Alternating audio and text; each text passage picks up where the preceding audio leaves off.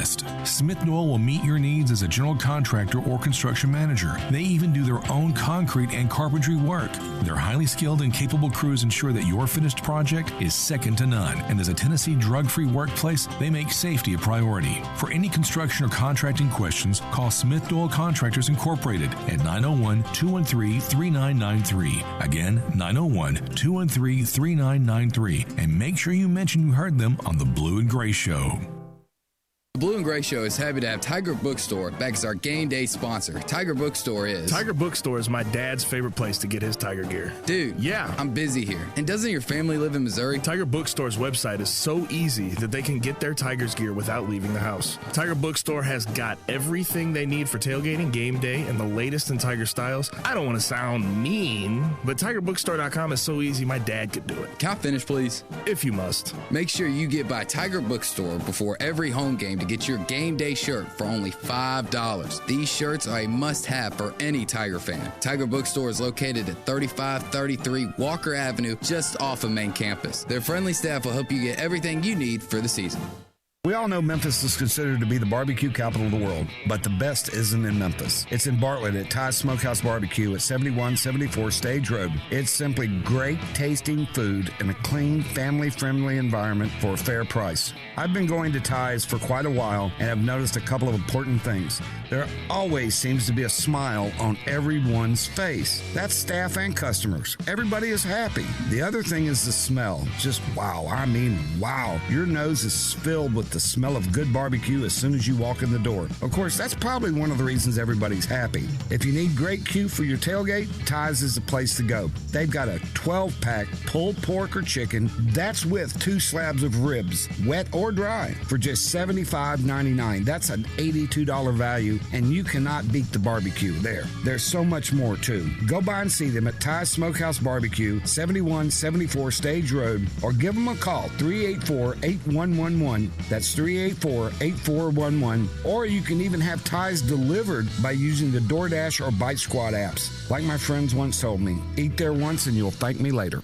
Since 1974, Bartlett Home Furnishings has been locally owned and operated, furnishing homes in Memphis and the Mid-South with beautiful quality furniture. At Bartlett Home Furnishings, we believe in providing you with the best service, quality, and value.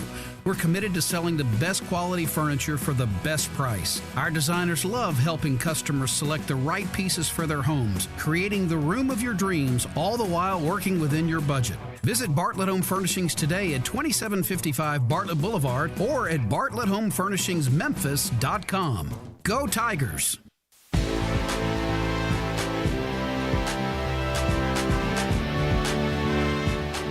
Welcome in to the 2020 Blue and Gray Show, brought to you by Wolfchase Honda. Tonight, Drew Barrett and John Stacy are joined in studio by Tiger great Russell Copeland. Here's your host, John Stacy. That was all right. That was better than the last week, wasn't it? I'm getting better. You're getting there. We're doing live opens because we hadn't got the new one cut yet. But the music, Russell, you'll find this is pretty cool. The music was written specifically for this show by former Tiger offensive lineman Bobby Garofalo. Now, how many you people have their own theme music written by a football player? I can't hear him. Oh, you can hear me, but Drew is running back there so I can hear you. I think we're good.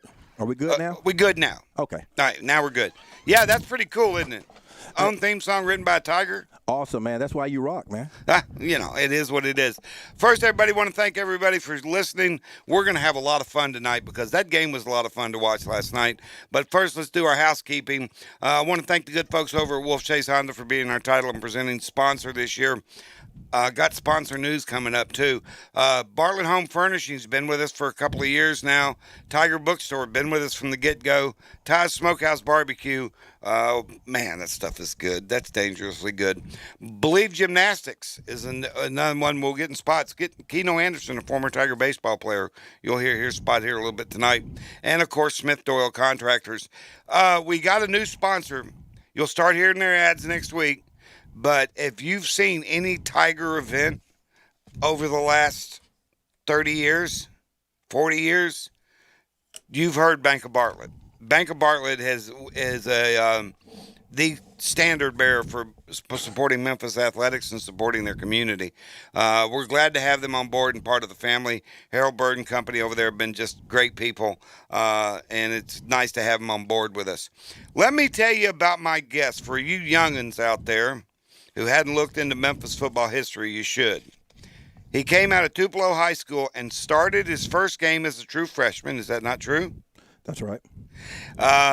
He finished his career at Memphis with 116 receptions for 1,753 yards. Now, that doesn't sound like a lot now, but at that time it was enormous. His 736 yards in 92 was the third most by any Tiger at that point. His 116 receptions set a new record that James Thompson had for almost 20 years before you broke it. You were just the second Tigers receiver to have over 100 catchers, you and Thompson. You would hold the record until Damian Dodson caught you in 1999. You remember when that happened? Yes. It sucked, didn't it? Well, I tell you what, man, Damian is a pretty good receiver, and I think there have been some good receivers that have come through. I think he's really one of the ones that people tend to forget about, but he was a good receiver. Yeah, Damian suffered from – he didn't have a high-quality thrower. He had good there were some good quarterbacks. They were dual-threat type guys, but he kind of suffered from not having a high offense, throwing offense. I think that he would have been better at. All right, let's get you wrapped up here. You also caught a pass in 27 consecutive games, which set a new school record. Did you know that? Did you know that one? Hey, man, that was tough. Because playing in offenses where they really didn't throw the football and it was running the ball a lot, that was tough. See, that's where we were talking earlier, but that's where people don't appreciate records from the past. When you caught a ball for 27 straight games, when they were only throwing 5 or 6 times a game, sometimes it seemed like that, it mattered. And that's a record that stood until Duke Calhoun broke it, and then Carlos Singleton broke it. Carlos is another guy I want to talk to you about. And then you had a game that we'll talk more in depth later about. 3 touchdowns against Tennessee. There's still people talking about that game. There's some old folks over on Tiger Lane that will tell you all about that game. I promise you. And then he was drafted by the Buffalo Bills in the 4th round of the 93 draft. Got to play in a Super Bowl with the Bills. And he spent 5 years in the league with the Packers and the Eagles as well. We talked about Buffalo. What was it like walking into Lambeau for the first time? Man, outstanding. Just really, man, just being around Brett Favre, man. Brett Favre is the guy, man, that you can go hang out with. You can shoot pool with, man. God, I forgot about that.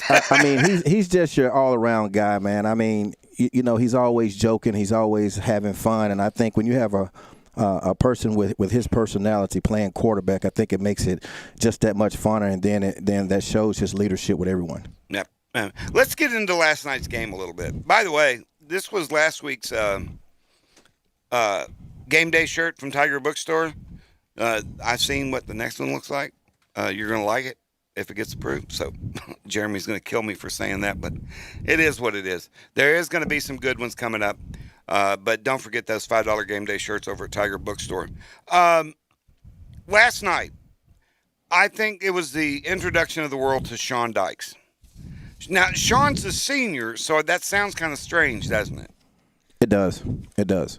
But Sean's kind of played second fiddle to Joey and Anthony Miller. I mean, come on. And then Coxie. Well, by the way, it is Coxie. I talked to his family last night. But that guy played a hell of a game last night. What about him did you see that made you go, wow? I think his size and his speed playing at the tight end position, I think his size and speed reminds you a lot of a Shannon Sharp. So he's that H-back type of player, but how he can get in between the seams and how he can run across the middle and what he can do after the catch to me was really amazing and outstanding. And he's got a good pair of hands. He's big, he's strong, and he'll cause a mismatch with the linebackers and the safeties. Oh, that speed on him was that catch he made, that first touchdown catch he made was a really, really solid catch. Because, well, we'll talk about the guy that threw it to him too. That's another one. let's jump right into Brady White, because Brady, Tiger fans either loved or hate him. Would you not agree? Exactly. I think a lot of times he takes a lot of flack because you look at the quarterbacks that he has played behind. When you look at Lynch. But at the end of the day, I think what he does well is that he's very intelligent. He's very smart. He protects the football, and he has a really nice ball. And that's what I was watching last night. I mean, those post corners that he threw were excellent balls. The receivers did a good job of making sure that he had some real estate to throw the ball to. But the touch that he had and to be able to place that to the back pylon was excellent. And last night we were able to see some things, him running the football, and I think that's an added dimension to his game. I think I fainted when I saw that. That was his best rushing night of his career, by the way. I think if he can stay healthy and he can implement that to his game, it would definitely make the offense a little bit better. But, of course, you want him to stay healthy. But I just really like his poise. I like his leadership. And I just really like his delivery. I like that he's intelligent and smart enough to read the coverages and know exactly where the football is supposed to go. Now, is he going to get some looks at the next level? I think he will get some looks at the next level. I think what hurts a lot of quarterbacks is that everyone throws the football. So when you look at the numbers, quarterbacks are going to have a lot of numbers. I think you have to be able to look at some of the intangibles. Is he tall? Is he big? What kind of arm does he have to be able to translate to the next level? And I think that's what we have to be looking at. How fast is he? That's not really important when you look at a pocket passer, but how tall is he? And does he have the arm strength to be able to go against the better defensive backs? You know, we were talking about the big playbook in the NFL. If there's one guy that can handle that playbook, it's Brady White. Definitely. Very, very intelligent. And, John, like I said, last night when I was watching the game, I saw that Arkansas State was running some cover twos. They was running a soft cover two with your cornerback that was in the flat, and you had two safeties over the top. And when you look at being very smart and intelligent, because you have to be able to look off your safety and you have to see how that cornerback is playing. And I think he had some throws that he had to Coxie. Is that right? Or Coxie? Coxie. That he had a couple plays to Coxie that was right in between the safety and the cornerback. And if he throws that football a little bit inside, if he throws a little bit too far, that's going to be intercepted. But to be able to look off that safety and still be able to come backside, I think that shows a lot how smart and intelligent he is. Yeah, I tell you what, he's developed as a passer as far as spots. He throws a dime as well as anybody. He's hit spots in the last 4 or 5 games just off the top of my head that made you go, how did he get that ball in there? Very precise. Exactly. Here's something, and I'm going to kind of go back in time here a little bit. We look at wide receivers today differently than what we looked at them back in the day. And you played with the wide receiver group y'all had in 92 was, I don't think it was out much argument. That may have been the best receiving core in school history. And I don't think I'm kind of using hyperbole when I say that. You on one side, a guy named Isaac Bruce, anybody hear that name? I think he's got some deal going on in Canton, Ohio. And then Matt Cody. That right there, if you were running an offense like this, did you think you had the quarterback then to execute it? Exactly. I mean, when you look at Win Prime and you look at all the quarterbacks, Lynch, Steve Matthews was 6'3", 6'4", left-handed. He could make all throws, had a strong arm. Mm-hmm. He could fit it in.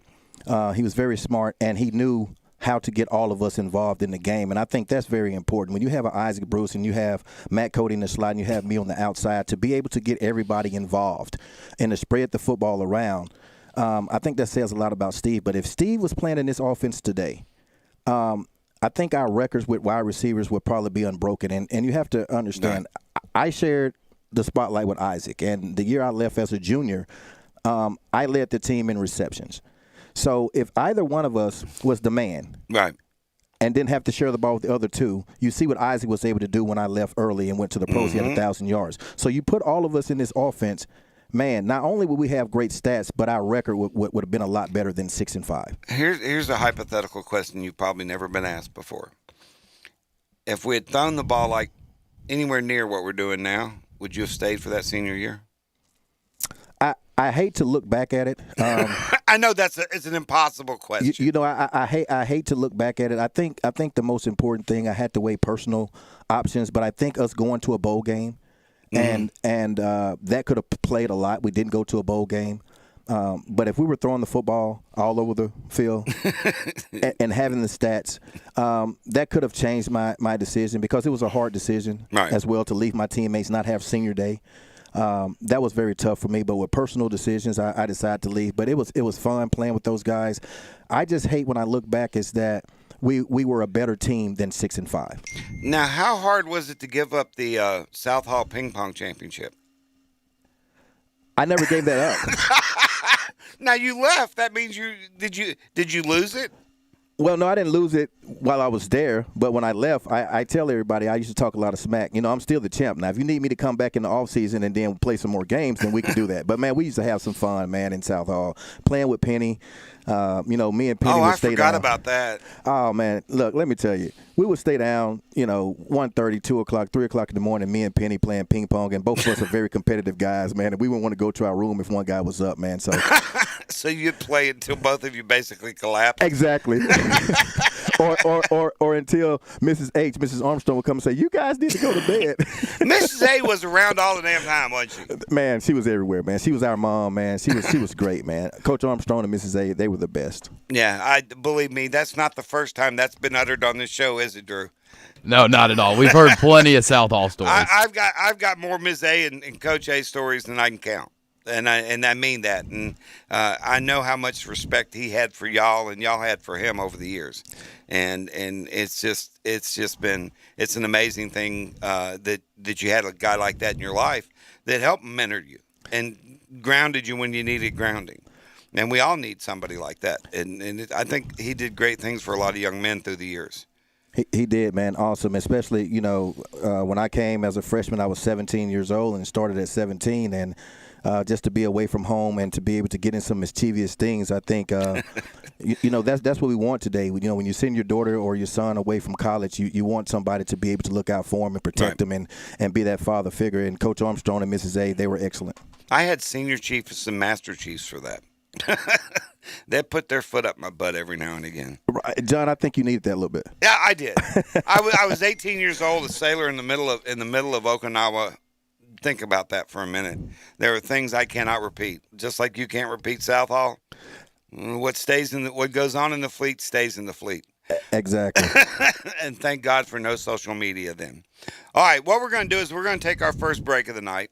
When we come back, we're going to talk to somebody that old Russell hadn't talked to in a while. This one's going to be fun. I'm looking forward to this call-in.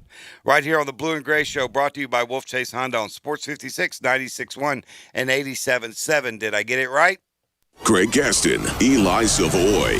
Sports 56 Middays comes your way from 10 till 1 every weekday. Presented by FedEx on Sports 56 and 87.7 FM. Y'all know I take the Wolfchase Honda HRV mobile studio all over the country during football season. Well, that means a lot of miles, so I need to get it serviced often. Where do I take it when it needs service? Well, right back to where I got it, Wolfchase Honda. You can't beat the service at Wolfchase Honda. With the new service bay, their assessment of your vehicle starts as soon as you pull it into the bay. With the state-of-the-art scanner, they know your tire pressure, alignment, and other details about your car. They even know it's your Honda. That's right, they know it's your car when it's scanned in the service bay. Yeah, that still blows me away. Even with all the bells and whistles of the service department, the best part is the people. They're professional, friendly, and know their stuff. I learn something new about my HRV every time I take it in.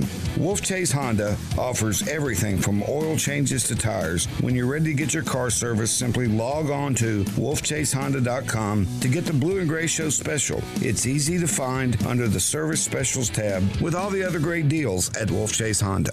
Since 1983, Smith Noel Contractors Incorporated, a Cordova-based company, has proudly served the Mid-South's commercial and industrial construction demands. They set the standard for construction and contracting in the area and have won 16 ABC's Excellence in Construction Awards since 2005. Smith Noel Contractors' client list reads like a who's who in American business, including heavy industry, food manufacturing, retail, distribution, education, and correctional markets in 18 states across the Southeast and Midwest Midwest. Smith Noel will meet your needs as a general contractor or construction manager. They even do their own concrete and carpentry work. Their highly skilled and capable crews ensure that your finished project is second to none. And as a Tennessee drug-free workplace, they make safety a priority. For any construction or contracting questions, call Smith Noel Contractors Incorporated at 901-213-3993. Again, 901-213-3993. And make sure you mention you heard them on the Blue and Gray Show. The Blue and Gray Show is happy to have Tiger Bookstore back as our game day sponsor. Tiger Bookstore is my dad's favorite place to get his Tiger gear. Dude, yeah, I'm busy here. And doesn't your family live in Missouri? Tiger Bookstore's website is so easy that they can get their Tigers gear without leaving the house. Tiger Bookstore has got everything they need for tailgating, game day, and the latest in Tiger styles. I don't want to sound mean, but TigerBookstore.com is so easy my dad could do it. Can I finish, please? If you must. Make sure you get by Tiger Bookstore before every home game to get your game day shirt for only $5. These shirts are a must-have for any Tiger fan. Tiger Bookstore is located at 3533 Walker Avenue, just off of main campus. Their friendly staff will help you get everything you need for the season. Hi, folks. This is Keno Anderson, former Tiger baseballer for the Tigers from 1998 to 2002. My wife Erica and I are owner-operators of Believe Gymnastics in Bartlett. We have over 50 years experience in participating and teaching gymnastics. Believe Gymnastics is the elite gymnastics program in the Mid-South. We've produced multiple state, regional, and national champions, as well as in the elite ranks. Our competitive gymnasts have won events all over the United States and in Canada over the past few years. But we're more than a competitive gymnastics program. We offer after-school programs for kids from preschool through high school. Our instructors and coaches are some of the best in the business. They teach with a caring, positive message to help inspire as well as motivate the kids in our programs. We're located at 7995 Stage Hills Boulevard in Bartlett, right behind the Malco Theater. Give us a call today at 901-388-3737 or check out our website at BelieveGymnastics.org.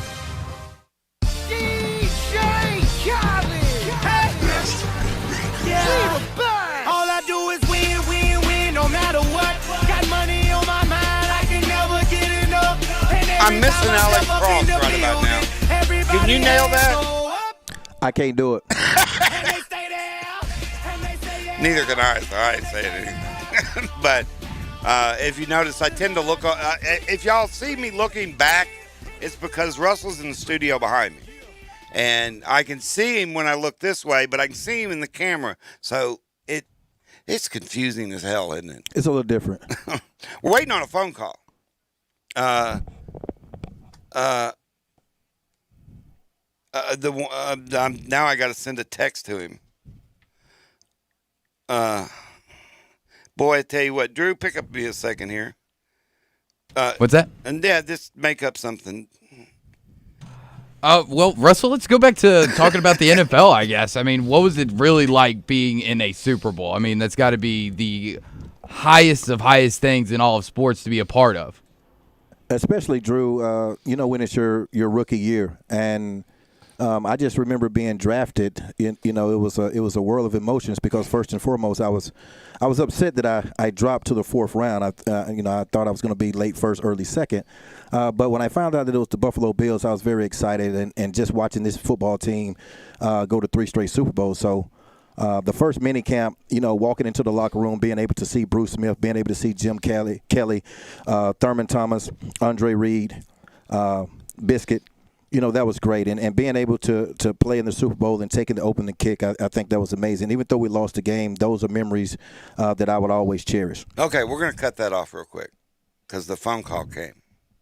Now, I don't know how long it's been since you two spoke, but this guy, remember I was talking about the Tennessee game where you caught 3 touchdown passes? Yeah. Who threw those passes? Steve. Well, why don't we talk to Steve? Steve, how are you, sir? I'm great. How are you guys doing? How you doing, Coach? Man, what's going on, Steve? I told you, didn't I? What's going on, man? Hey, that's a pleasant, great surprise, man. How you been? It's good to hear your voice. Man, you too, man. Hey, we had some great times, man. We did. That Tennessee game, somebody said, I forgot how I got it. It's up on YouTube or something, and I was able to watch it. we should have won that game, but that was a great game. Man, definitely. And you transferring from Tennessee, and that week, man, we were really hyped. We really wanted to go out and play really well at home, and just coming out, and I would always come to you in the huddle. I would look at you a certain way. I hit you, say, man, I'm always open. That's right. And you probably had about 3 other guys that told you that too, didn't you? I was just about, as soon as Russell would turn his back, then Isaac Bruce would come, no, I'm always And Matt Cody was probably the loudest of the 3. Yeah. I had a lot of guys to keep happy on that team, but it was, you're right, those are some great memories. I miss all those guys. And I asked Russell this question. I'm going to ask you the same question. How would you like to have played in the Memphis offense today with the receivers that you had then?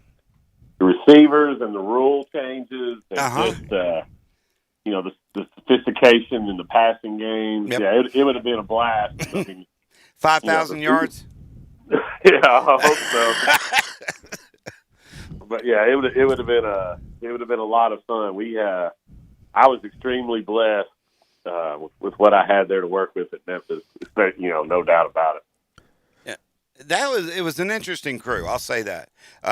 Interesting, was really amazing to watch because y'all had that first winning season in '92 when nobody thought it was possible. And you got to remember that. To me, that's one of the big things that you remember, that '92 winning season. And I had just moved back to Memphis, believe it or not. I'd been in the Navy. 91 I moved back. And then 92 was my freshman year in college. Wow. No, and if I'm really old. Right, yeah, we started the season 0-3, and I mean, you talk about losing games they had no business losing. Right. We were up on Louisville, and we snapped it over the punter's head. Yeah. A guy at and they blew that call too. Let's not give those officials off the hook either. They botched that call big time. Yeah, a guy at Georgia Southern hits like a 62-yard field goal at the buzzer to beat us. I mean, it was incredible. But that was just how we were able to lose some of those games. But we were able to right the ship, and I think we won 5 in a row or something there at the end. That's right. Now, we were just talking about this off the air. See if you know. You lost 5 games that season. Do you remember how many total points you lost? Oh gosh. Yeah, it's scary how narrow that margin was. 17 points. You're kidding. That's amazing. You did not lose a single game by more than a single score. The most I think you lost a game was by 5. And that's just that was the almost season. Because kidding, yeah. You win those first 3 games that you shouldn't have lost. And that's an 8-2 football team. Or an 8-3, say 9-2 football team. Yeah. That's a different world. Yeah, I mean, I know we beat Arkansas both years I was there. We beat Ole Miss one year. Obviously played Tennessee really close. Mm-hmm. Mississippi State beat them one year. So we were playing, some tough guys. Okay. I didn't know that. That's incredible. Steve, I tell you what, we played Ole Miss to the wire. We played Mississippi State to the wire. See, after you left, they beat Mississippi twice. And we played Tennessee to the wire, and we lost the early games, and we had Southern Miss beat on the road. So we lost a lot of close games, man, and having a 6-5 record was just really tough because we really were the team and had the talent that I believe that could have easily went 9-2, 8-3 at the worst.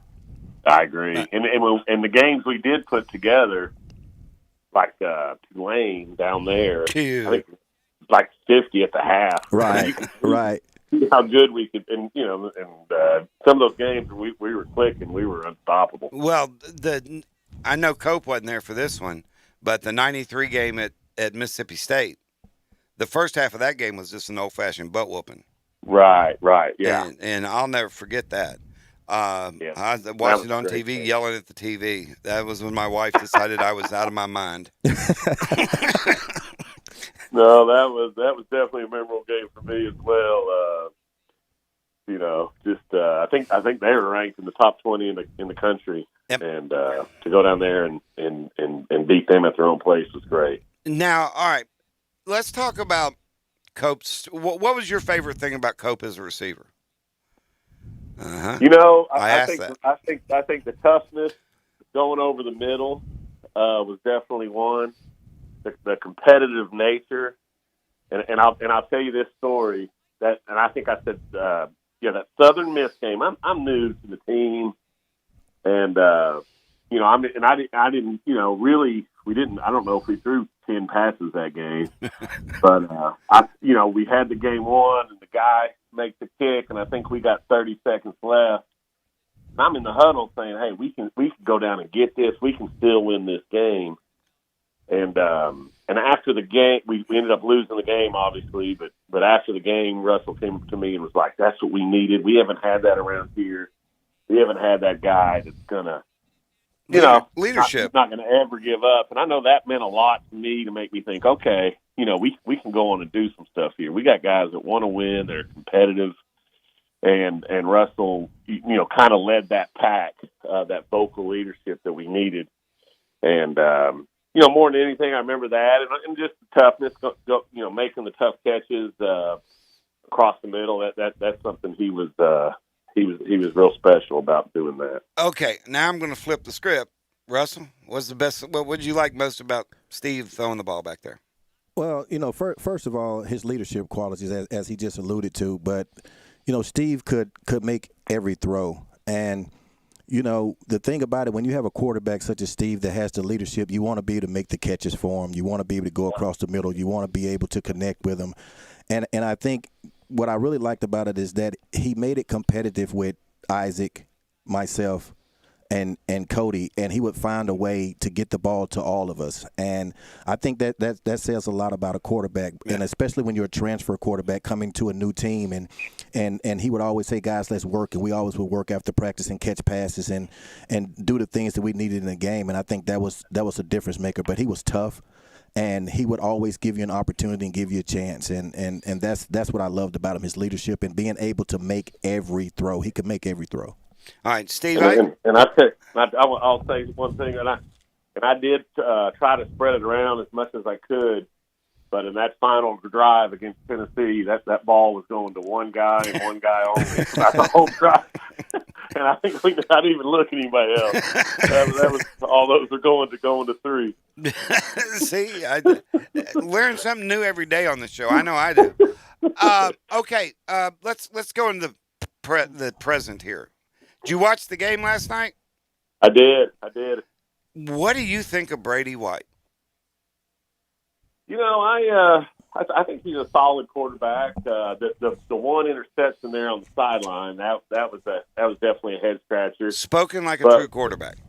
Yeah, but with but you got to remember with who knows what's been going on in these practices, right?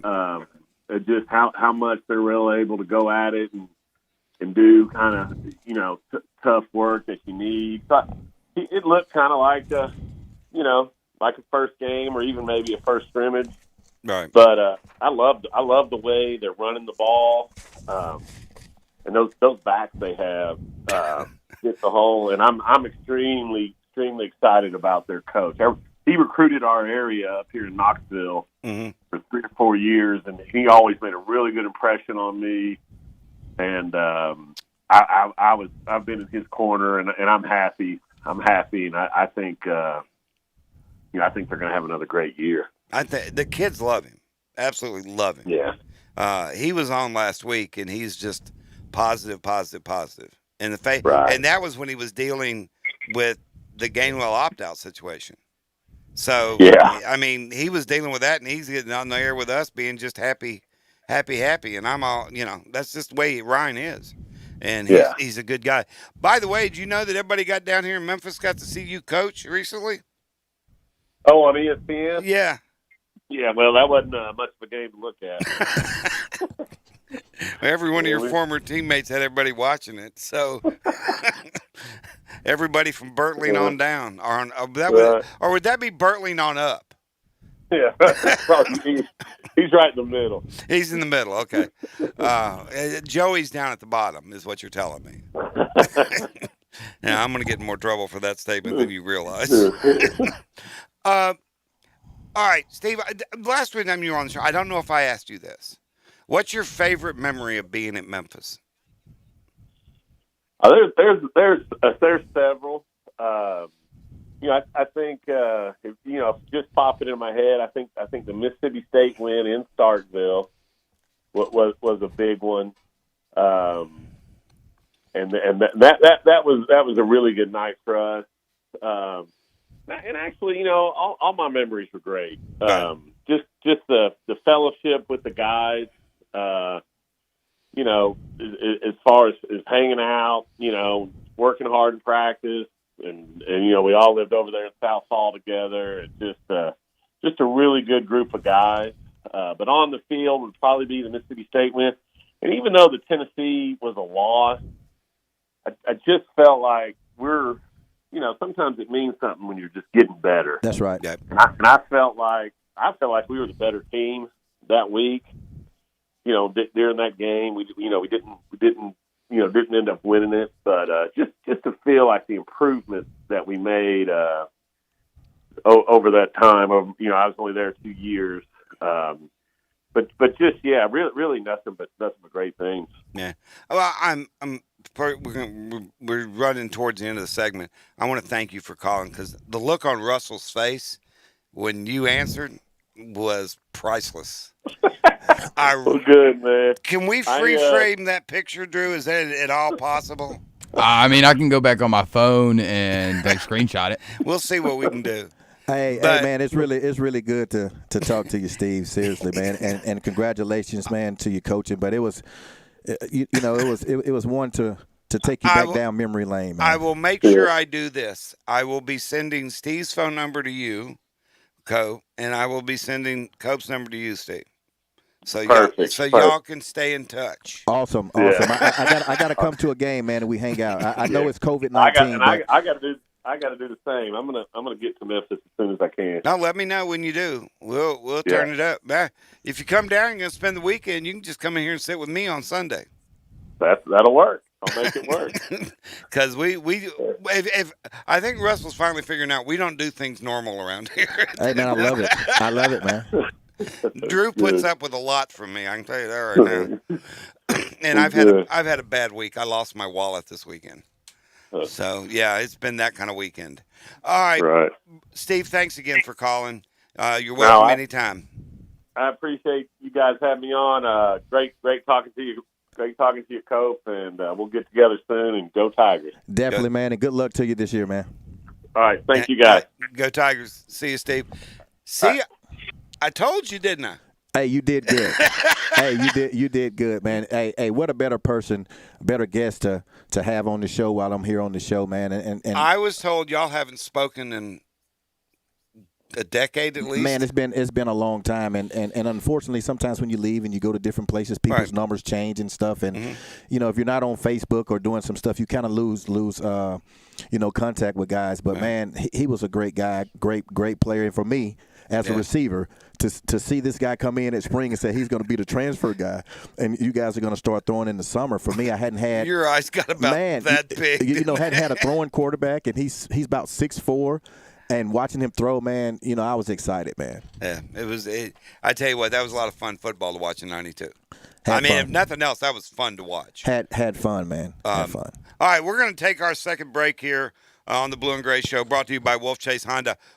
We're just having fun this week. Well, we got one of the best to ever lace them up at Memphis in studio with us, Russell Copeland.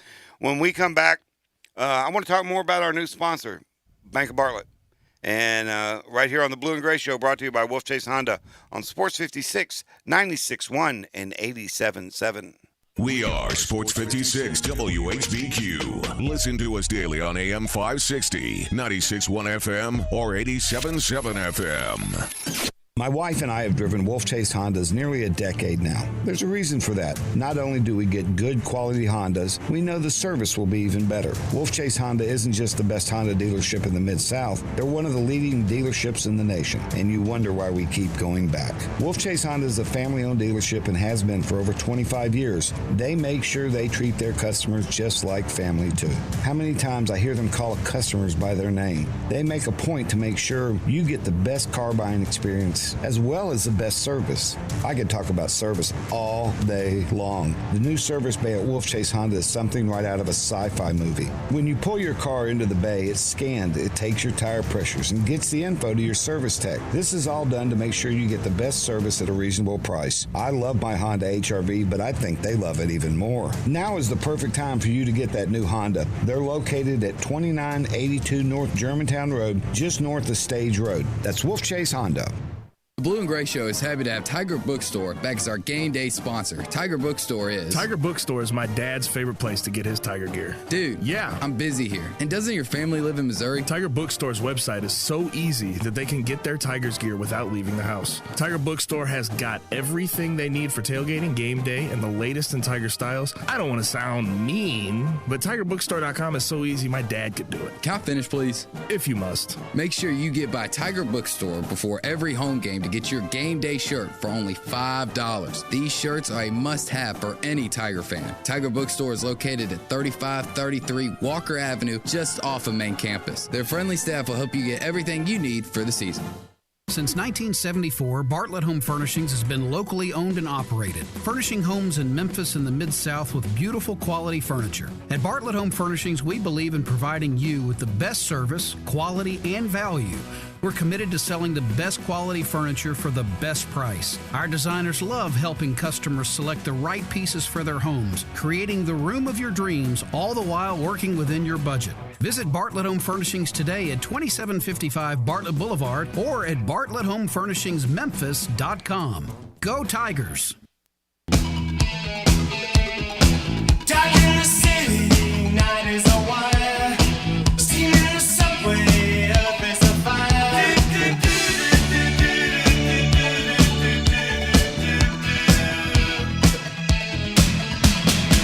Woman, you want me, give me a sign. And catch my breathing even closer behind.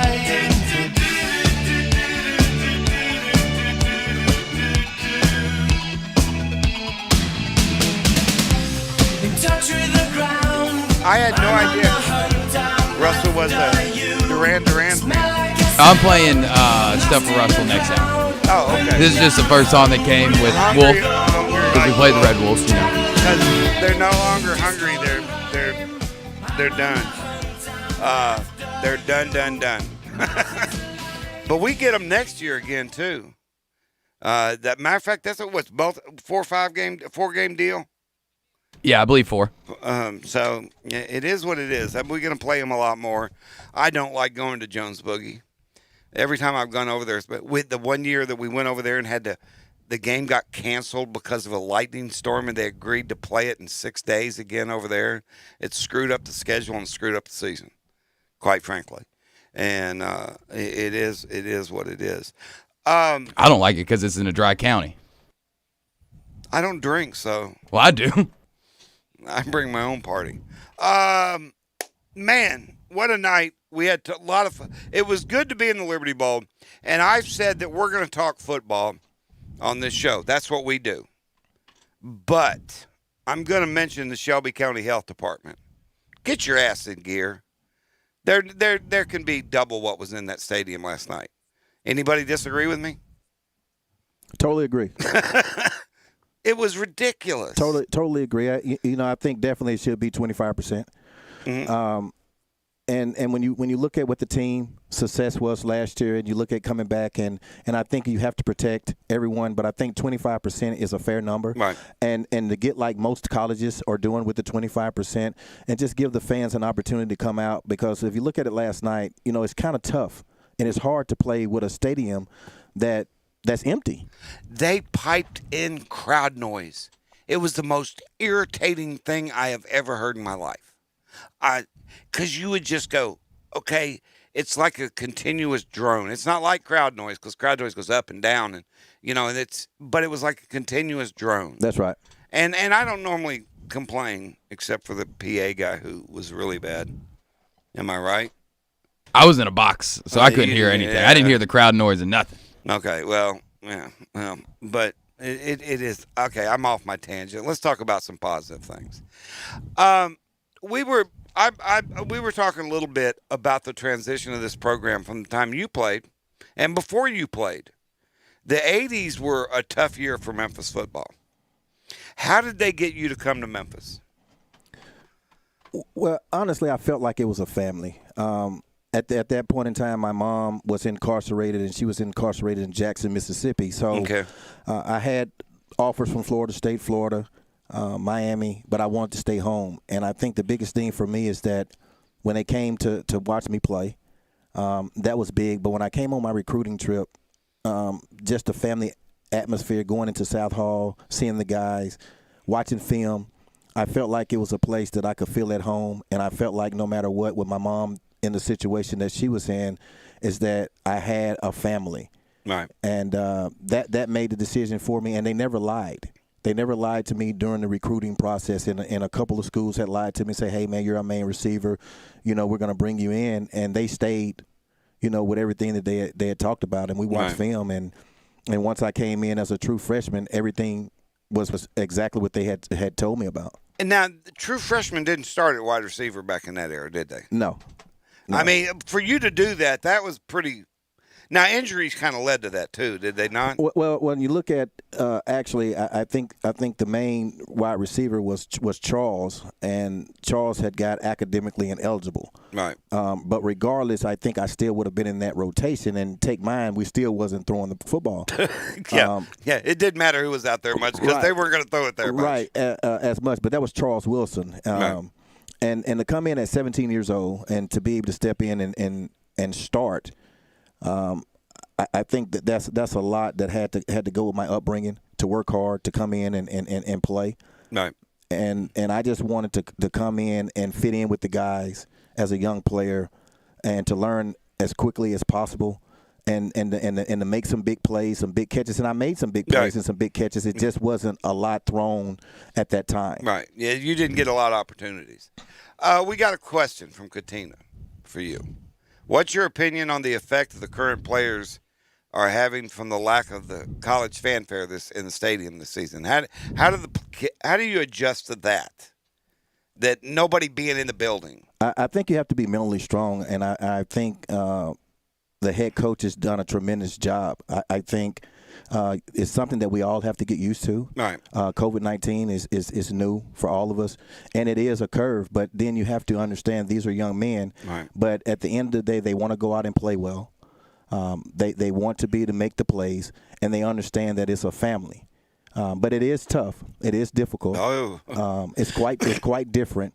But I think once the boxing match starts, meaning that once the guy tackles you and hits you, I think a lot of it kind of goes out of your mind because you're concentrating. I think when it comes in is that you're used to your crowd being behind you when you're playing at home. If you make a big play, big tackle, interception, a big run, the crowd gets you juvenated and gets you ready to play. It gets you fired up, and I think that's the biggest difference. And also, if you're down, your crowd can kind of get you back into the game if you're not playing as well as you're accustomed to being playing. So that's something that's different. Yeah, it's being in the stadium, and I sent you the video when they came out of the tunnel. That was just bizarro land because you're used to the fireworks and it was, yay, they're here, and the 5,000 people or so were making noise, but when you're 5,000 in a building of 60, you don't make a lot of noise no matter what you do. That's right, and especially when you look at how the program has been the past 4 or 5 years. We've been loaded in the stands. We've traveled very well, and to be honest about it, some players use the crowd. Right. They need the crowd, and I think. How much did you do that? Man, I played for the fans, and one thing that I would say is that I want to make sure that a family of 4, a family of 5 high school kids or whatever that would ask you to sign their autographs, and people would say, hey, you're my favorite player, to make sure that money was well spent. And I went out and made plays for the fans and for my teammates, and to see 50,000, 40,000, 60,000 stand up and cheer when you make a big catch, loved it. Were you able to come were you at the Liberty Bowl last year for the SMU game? Yes. That was an amazing night. Awesome. It was an amazing day, for that matter. If you, it's not something I'll ever forget. Of course, then I cried when I walked into the Cotton Bowl. I mean, how could you not? Really, we're playing in the Cotton Bowl. Would you believe we were going to play in the Cotton Bowl when you were playing? That's what makes this program so great, and for former Tigers, along with myself, is that's what we wanted to accomplish when I was playing from my freshman year to the year that I left in 1992, is that we wanted to be a program that would be recognized in the country. We wanted to play against the Alabamans, and we played against the Alabamans and played well, the Mississippi States of Tennessee. No, let's not bring up 91 again.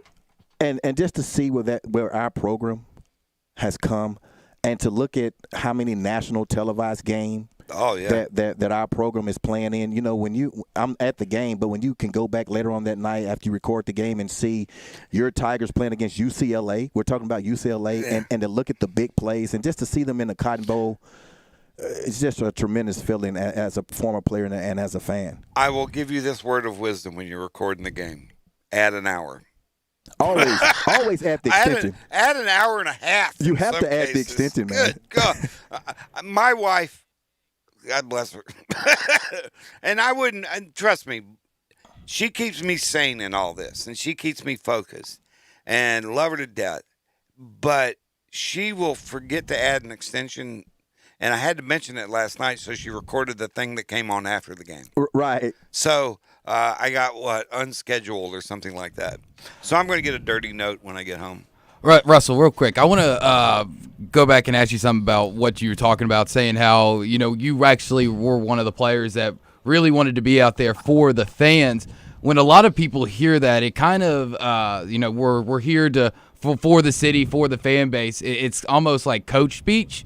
Do you think a lot of people kind of mean it as like coach speech, just things that you're supposed to say, or do you think most guys actually feel the way you do and truly mean it? I think most guys truly mean it, because whenever you come into a city and you're from a totally different state, a different area, that becomes your family. And if you ever are part of meet and greet the players, and you see the little kids and you see the families and you see them come out and see, especially when you look at fans that have been following for the past 50, 60 years, and you see young babies, it's a generation thing. I think you want to play for your city. And when you hear Grind City, that's what it is, because I think overall Memphis still does not get the recognition that they should get, and we're playing for the city of Memphis. We're playing for everyone that's here in Memphis, and Memphis has our back, and you want to go out and play for those fans.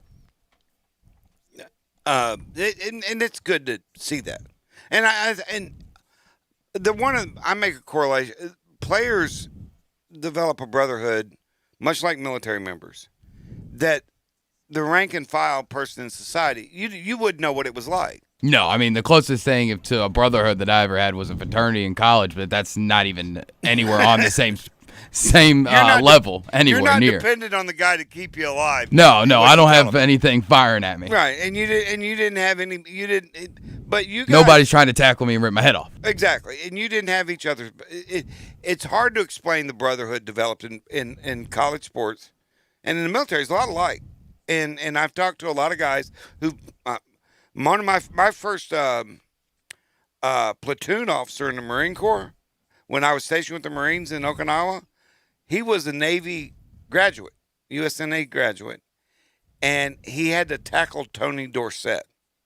He would give us those stories. He'd go, no, that's the hardest thing in the world to do is tackling Tony Dorsett. So he'd regale us with all those USNA stories.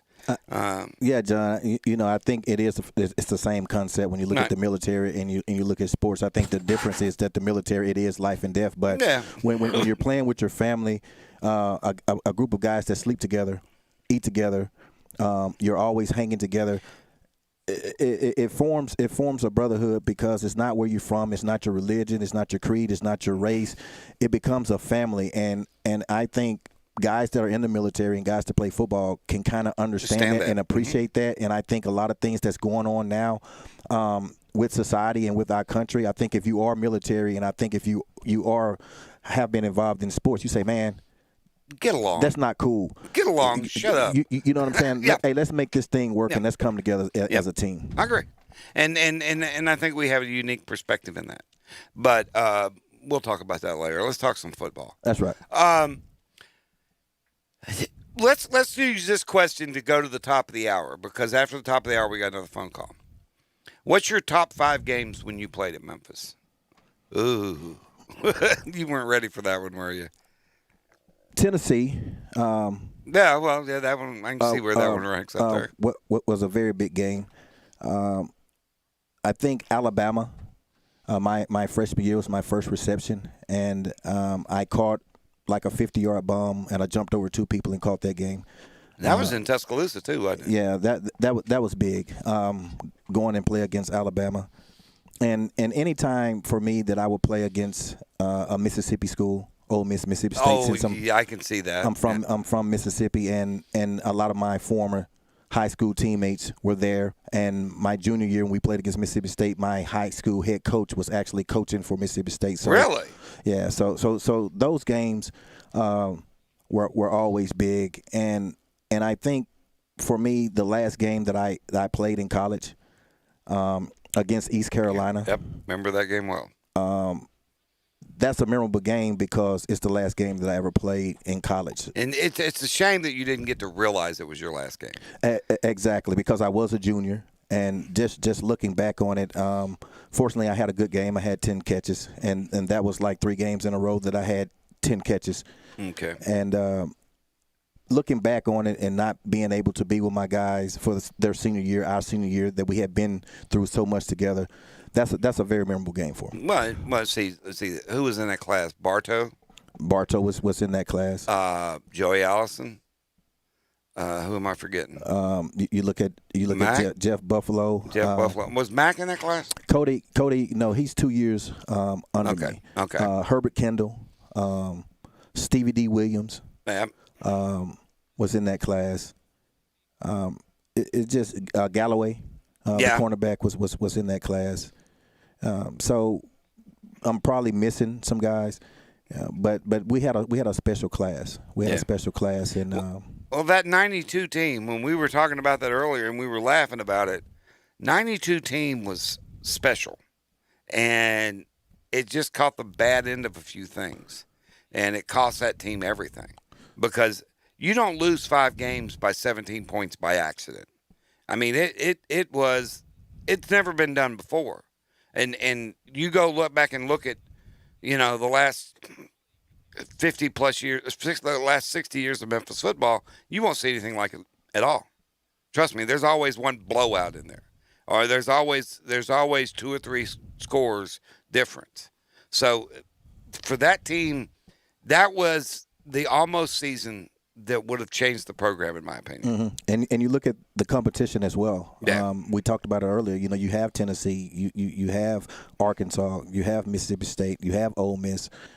East Carolina was a pretty good team then. You had Cincinnati. So it was a tough schedule. I got to go to the break. He's over here waving at me. I'm looking at you, and he's waving at me.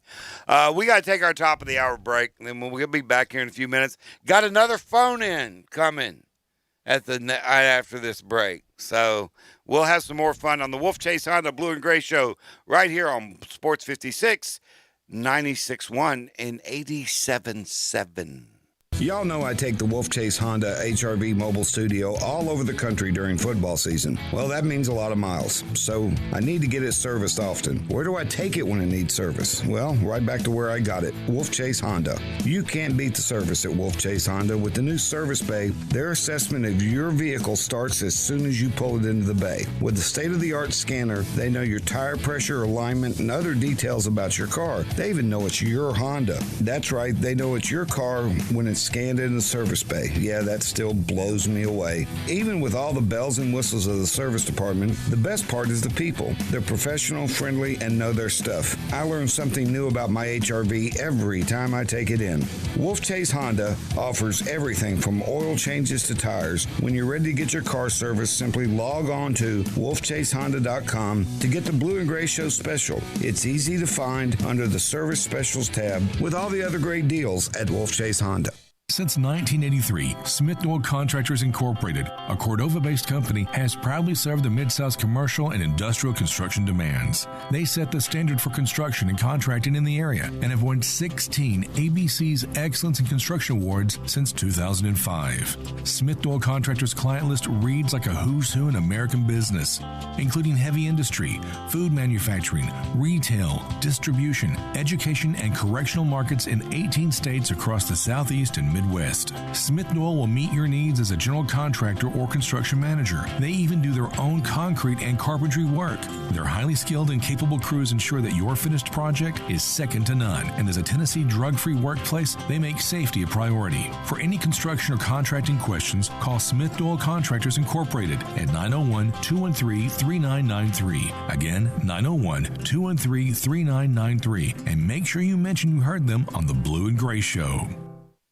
The Blue and Gray Show is happy to have Tiger Bookstore back as our game day sponsor. Tiger Bookstore is my dad's favorite place to get his Tiger gear. Dude, yeah, I'm busy here. And doesn't your family live in Missouri? Tiger Bookstore's website is so easy that they can get their Tigers gear without leaving the house. Tiger Bookstore has got everything they need for tailgating, game day, and the latest in Tiger styles. I don't want to sound mean, but TigerBookstore.com is so easy my dad could do it. Can I finish, please? If you must. Make sure you get by Tiger Bookstore before every home game to get your game day shirt for only $5. These shirts are a must-have for any Tiger fan. Tiger Bookstore is located at 3533 Walker Avenue, just off of main campus. Their friendly staff will help you get everything you need for the season.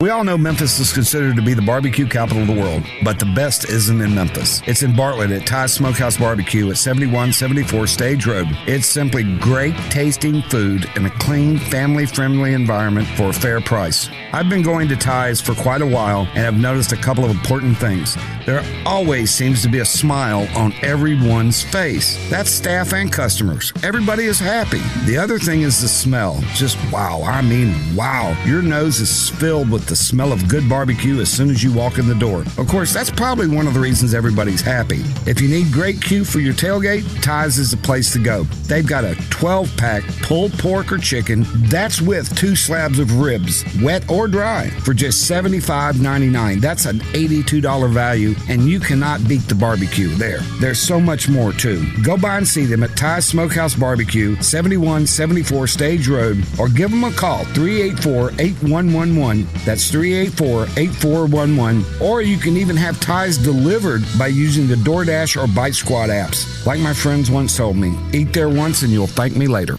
Since 1974, Bartlett Home Furnishings has been locally owned and operated, furnishing homes in Memphis and the Mid-South with beautiful quality furniture. At Bartlett Home Furnishings, we believe in providing you with the best service, quality, and value. We're committed to selling the best quality furniture for the best price. Our designers love helping customers select the right pieces for their homes, creating the room of your dreams, all the while working within your budget. Visit Bartlett Home Furnishings today at 2755 Bartlett Boulevard or at BartlettHomeFurnishingMemphis.com. Go Tigers! We are Sports 56 WHBQ Memphis, WIVG-FM Tunica Memphis, and WPG-FLP Memphis. Flynn Broadcasting Stations. My ambitions as a rider. My ambitions as a rider. You gonna sing that one? Can't do it. You do realize that every guest the rest of the year is going to have to try and come up with a way to match Cross. Hey, that's gonna be difficult. Was that not amazing? Hey, I think you have to go out and say, hey, man, I'm done. He wins. Because, man, he nailed it. He nailed it, man. If you missed last week's show, go on the Blue and Gray Show, brought to you by Wolfchase Honda Facebook page. And last week's show, and this week's show will be on a little later. It's being broadcast on the Sports 56 Facebook page. but we'll put it up on the show page a little bit later. We got another phone call. Now, this guy, you've talked to it recently. I'm pretty sure of that. But he's a friend of the show and a great guy, a friend of mine. Met him in Dallas, Texas at an SMU game, the Tiger SMU game. The one, the only, Quipman Spalding. Q. What's going on? What's happening, Q? Hey, man, I'm just sitting here, on my back patio smoking a cigar. You know how I do it. Wait a minute. You do that all the time. When do you not do that? When I'm at work and when I'm asleep. I was fixing to say, that's pretty common behavior for you, isn't it? Yes, it is. Q, what you smoking on, man? Man, I am smoking a Diamond Crown Black. That's right. That's J.T. good. Newman. That's good. I can see the two of you doing that, sitting on the back porch, telling lies, smoking cigars. Hey, a few lies will be told. Hey, a few. Hey, or exaggerated. Exaggerate. Yeah, a little hyperbole every here. Yeah. She was, it is what it is. Yeah, I ran that 4-1. That's what I ran. Yeah, yeah. It gets faster every year, doesn't it? It does. Russell, you didn't hear this story last year, and do you want to tell the story about Bartow and you at Arkansas? Oh yeah, that was Russell was already gone. Yeah, Russell was already gone. This was what 893. Yeah, but it was it was after halftime, and we came back out of the locker room, and all the running backs had been hurt. Nobody actually had realized it, so we didn't have one in the game. And play comes in, and Steve Matthews told me, he said, "Get in the backfield." And I'm like, what do I do? He said, "I just give you the ball, you just take off running."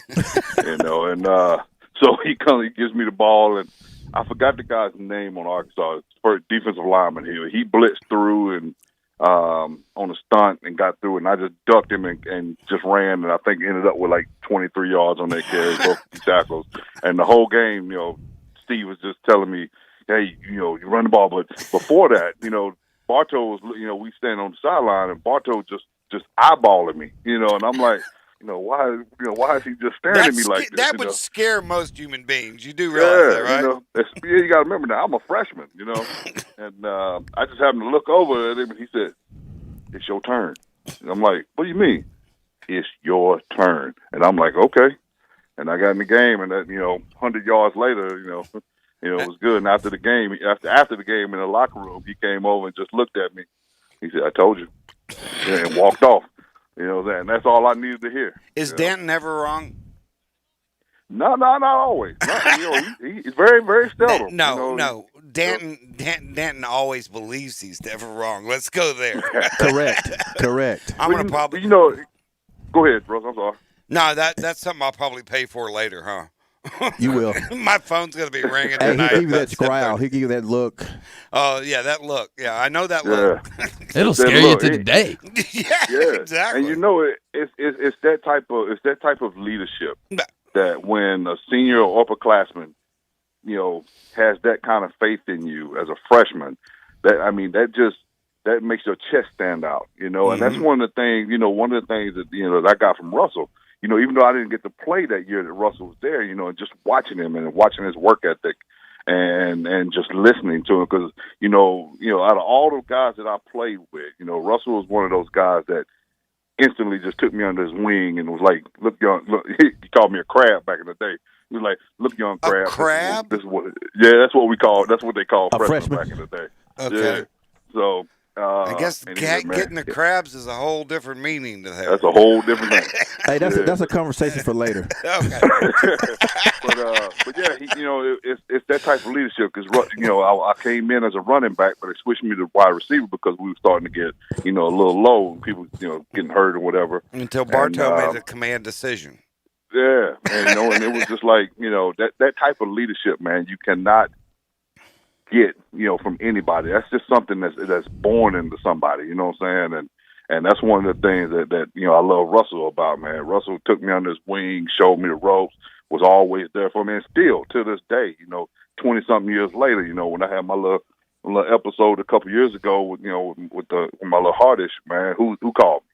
That my man Russell. Right there. He fussed at me like a brother, but then encouraged me to get better.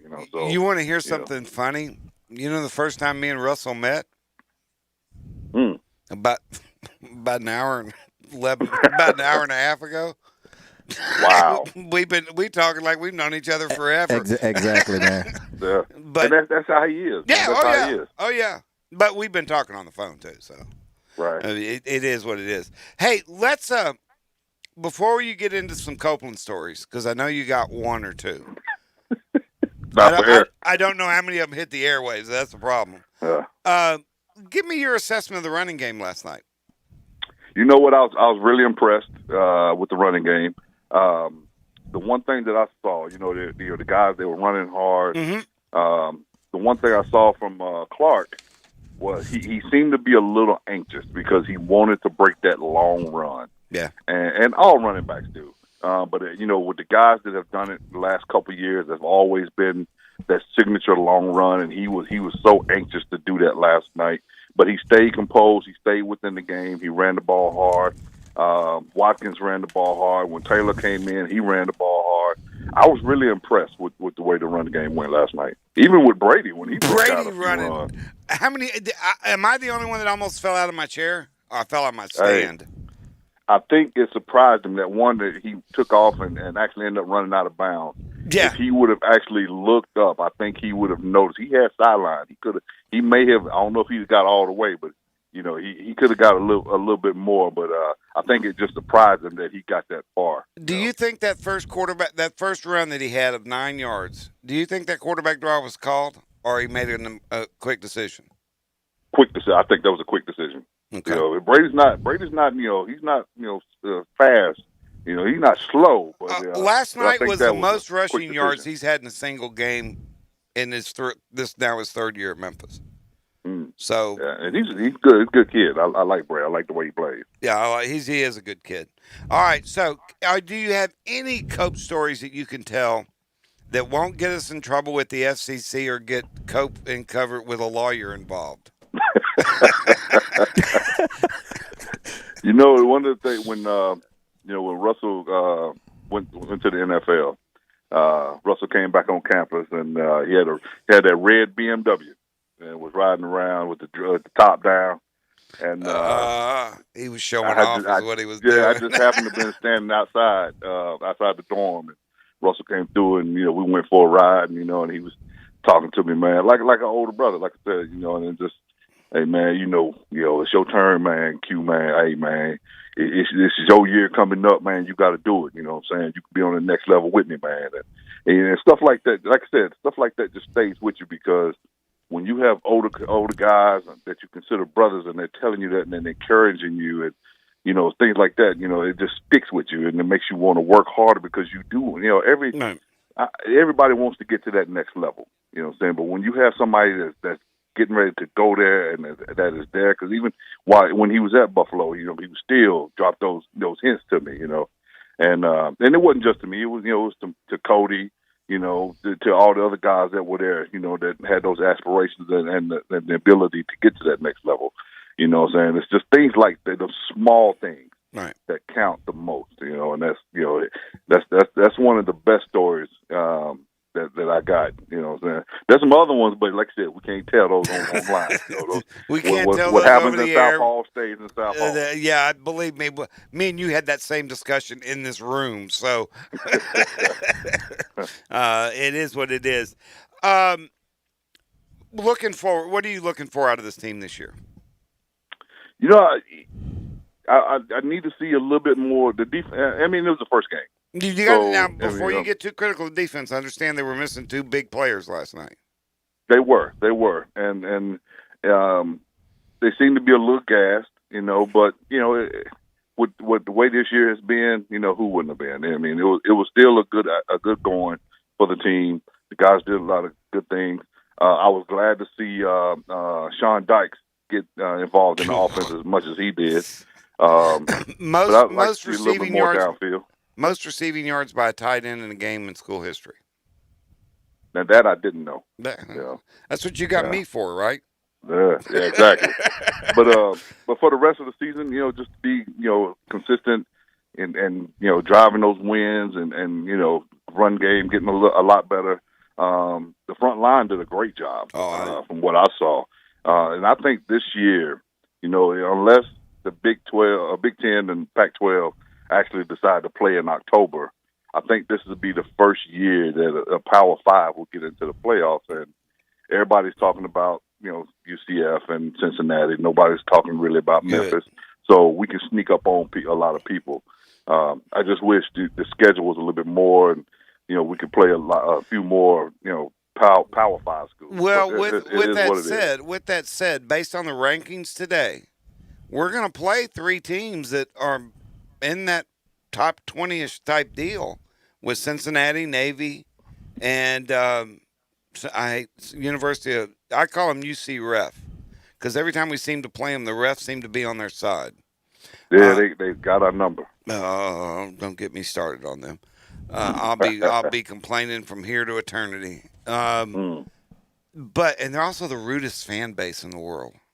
I watched the worst, absolute worst. Oh, we saw him cuss a 5-year-old kid. Wow. Yeah. They make father and son were just walking outside the stadium, hand in hand. Would have been ideal, cute, perfect picture time for ideal taking your son to a football game, and a UCF fan literally leaned down and cussed this kid out for wearing a Memphis shirt. See, those are the away fans that I love to rain on their parade on. Yeah. Those are the fans right there that I want to catch 180. We win the game, a couple of touchdowns, everyone has fun, and just go on the road and win, those type of fans. But most of the time, win or lose, it's usually great college fans, whether you win or lose. I've been to every place that the Tigers have played since 2003. All right? I've been to every venue. Matter of fact, Q and I met at SMU. You remember that? I do. Isn't that the year I had the torn calf muscle? Yeah. I was on the little rolly thing.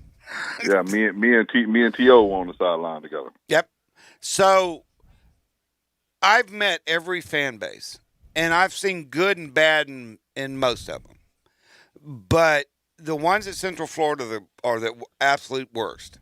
Mississippi's a close second. Ole Miss is up there. I don't call them Ole Miss. I call them Mississippi. Now they've got a fan base for you, so you always want to go to Oxford, or you're playing against that school there and win. Last time we were in Oxford, I almost got kicked out of the game at halftime. Wow. But it really the reason was, and I look, and I'm not admitting to right or wrong here. All right, I was with a whole bunch of Mississippi fans partaking in tobacco. Well, the cop came over and said, "There's no smoking in the arena. You're ejected." And I'm going, there's 20 different Ole Miss fans around me doing the same damn thing, and he didn't say anything like that to them. Then I told him my young grandson was in the stands. He was going to run me out of the stadium and leave my grandson in. Wow. I literally had to threaten a lawsuit. I should have let him take me out.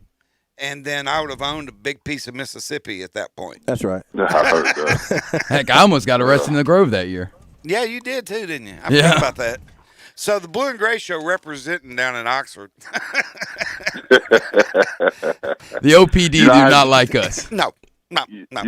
Even when I lived in Tupelo, I still never went to Oxford as close as it was. It's just something about being in that place. It just drove me nuts. Do you mean tell you where do you need to go see a football game? Marshall. What's that? Marshall. Oh yeah. Those are the nicest human beings on this planet. Yeah. I thought every person do it. Hi, thanks for coming. Welcome to Huntington. Is there anything you need? Can I get? This is people walking down the street. Right. I thought they were going to start offering up wives and girlfriends after a while. I mean, they were that friendly. But if you can ever get a chance to go to Marshall to see a game, I highly recommend it.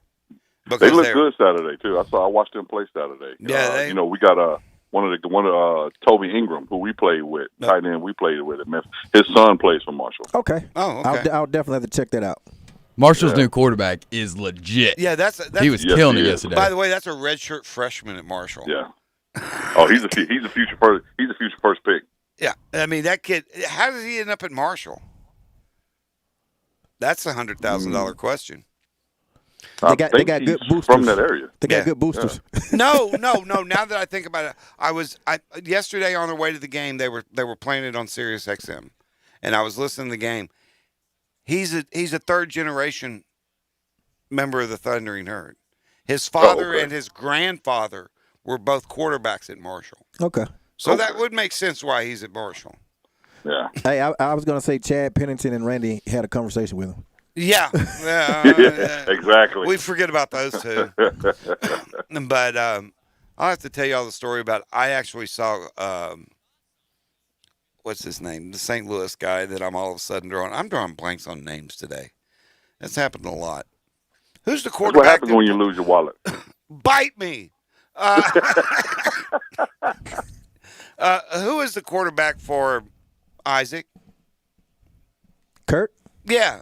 We watched Kurt play down in the Pyramid with the Barnstormers. He threw a last-second game-winning touchdown for the Barnstormers before he played with – I actually watched that. That team, the Pharaohs were 0-14, so it wasn't like they beat a good team. So Benton was the quarterback for us at one point that year. Hey, Keith had some skills now before he hurt his leg. Now Keith was the real deal now. By the way, I did reach out to Keith to come on here today. He didn't answer me, so I tried.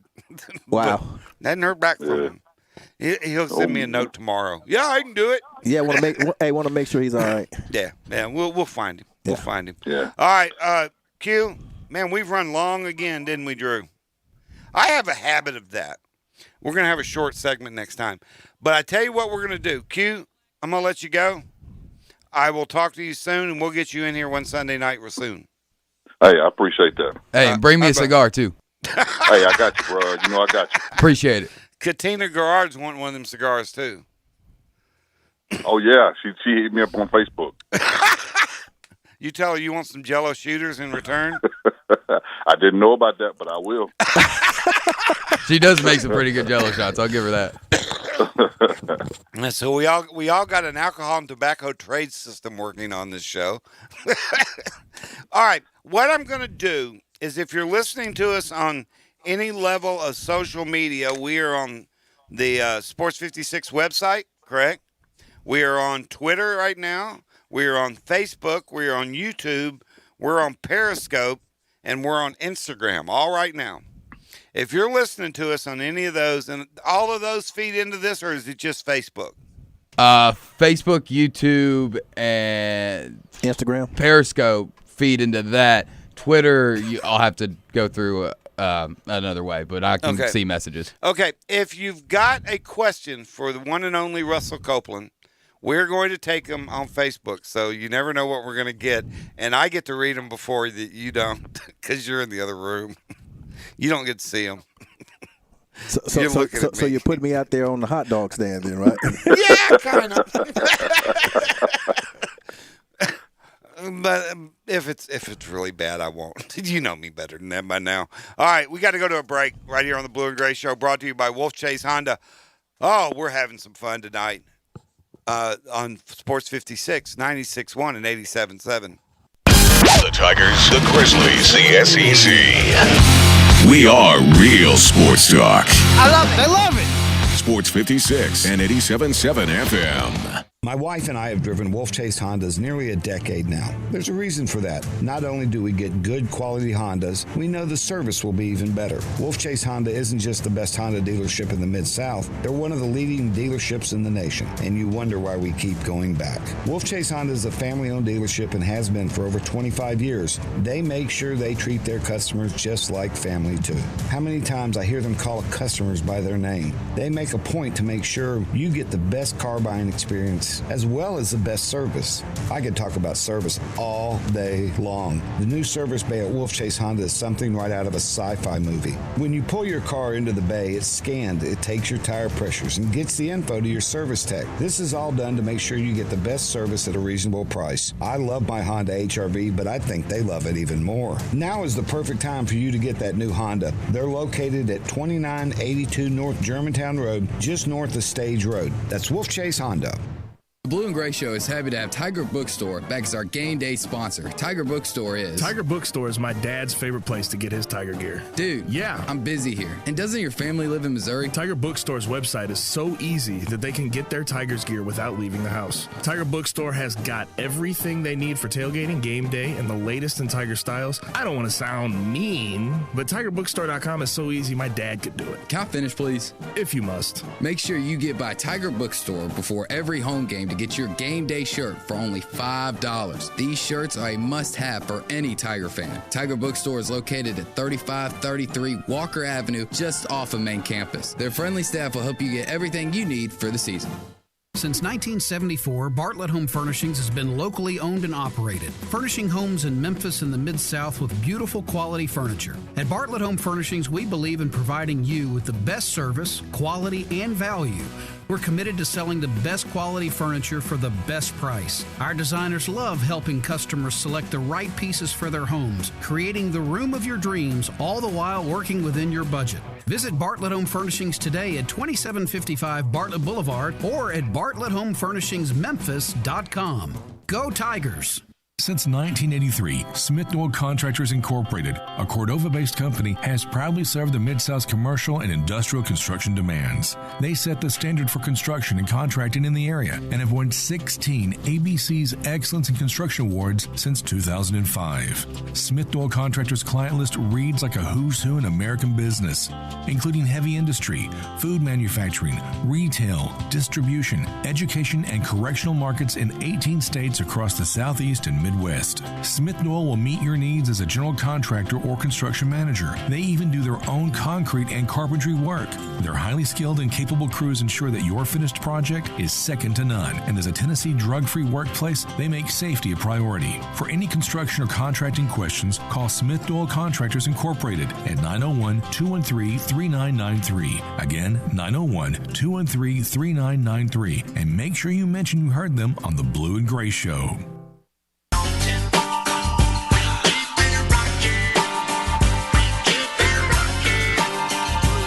Now let me welcome everybody to the Wild Wild West, a state that's untouchable like Elliot Ness. The track hits your eardrum. I gotta like admit, I don't know that one. Like a vest for you in the city of. We in that sunshine state. I'm an old white guy. Y'all can't expect me to know this. California Love, Tupac, and Dr. Dre. Oh, okay. Matter of fact, you know what? Now that I think about it, what was this, the early 90s? Mid-90s. Mid-90s? Like 95. Okay. No, probably early 90s, like 94, 93, because he died in 96, so it's around 94, 95. Probably around 95, huh? Yeah, I need to. You know what I need to do is I need to go on YouTube like those guys do with the reaction videos where the black guys get on there and they listen to old classic rock music. Right. They ought to do that with rap music with me. Hey, that'll be fun to watch. Because you never know what's coming out of my damn That'll be mouth. fun to watch. Especially if I don't have to censor myself. Hey, we got to. I want to remind everybody about our sponsors. We've been having a lot of fun on this show, and trust me when I tell you, without these people, we're not doing the show. They are responsible for us being here, plain and simple. Wolfchase Honda stepped up and was our title and presenting sponsor this year, and quite frankly, like I said, without them, we're not here. And tomorrow's a good day to go out there too. By the way, they've got all these Labor Day specials and stuff going on. You can get a Honda for cheap. So, and they got everything on the site of the dealership. Some of the best service in the nation. They're one of the top Honda dealerships in the nation. You need to get out there and check them out. I've been driving one for 10 years. Love my Honda, and the service people out there are great. Got a new sponsor. You'll hear their spot starting next week. Bank of Bartlett. Great people, avid supporters of the University of Memphis. When you think the University of Memphis support, who's the first person you think of? Bank of Bartlett. So it is, that's it was just amazing. They are great people. Better. They're a community-based company, and when I say that, they help out everybody in their community, and that's a big deal to me, especially in banking. You know what I mean? It's one thing to say something; it's another thing to do it. And Bank of Bartlett backs that up. Another one of our sponsors, another Bartlett company is Bartlett Home Furnishings. You want to talk about family? That's a family-run business, and they do things the right way. Awesome. Isn't that what you want? Awesome. And you can go over there and you can go online and decorate your house however you want it. But they can make the adjustments and all that, and it's really sort of incredible. Hey, they do it on the computer, right? You can do it on the computer. Oh, yeah. Or you can go in the store. It's amazing. Me and Cross and Magnifico are going to Ty's Barbecue. You want to join us? We can. Set up a date. Talk to me, and we'll make it happen. We'll make it happen. We can't tell people when we're going because we're gonna have a whole bunch of folks following to see you guys. Nah. Believe Gymnastics.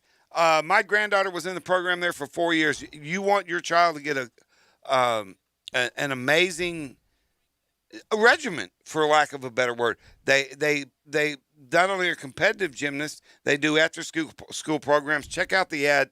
Keno Anderson, who played baseball at Memphis in the late 90s, they are good folks doing good things at there. And then Smith Doyle Contractors, you want to tell us about that there, Drewer?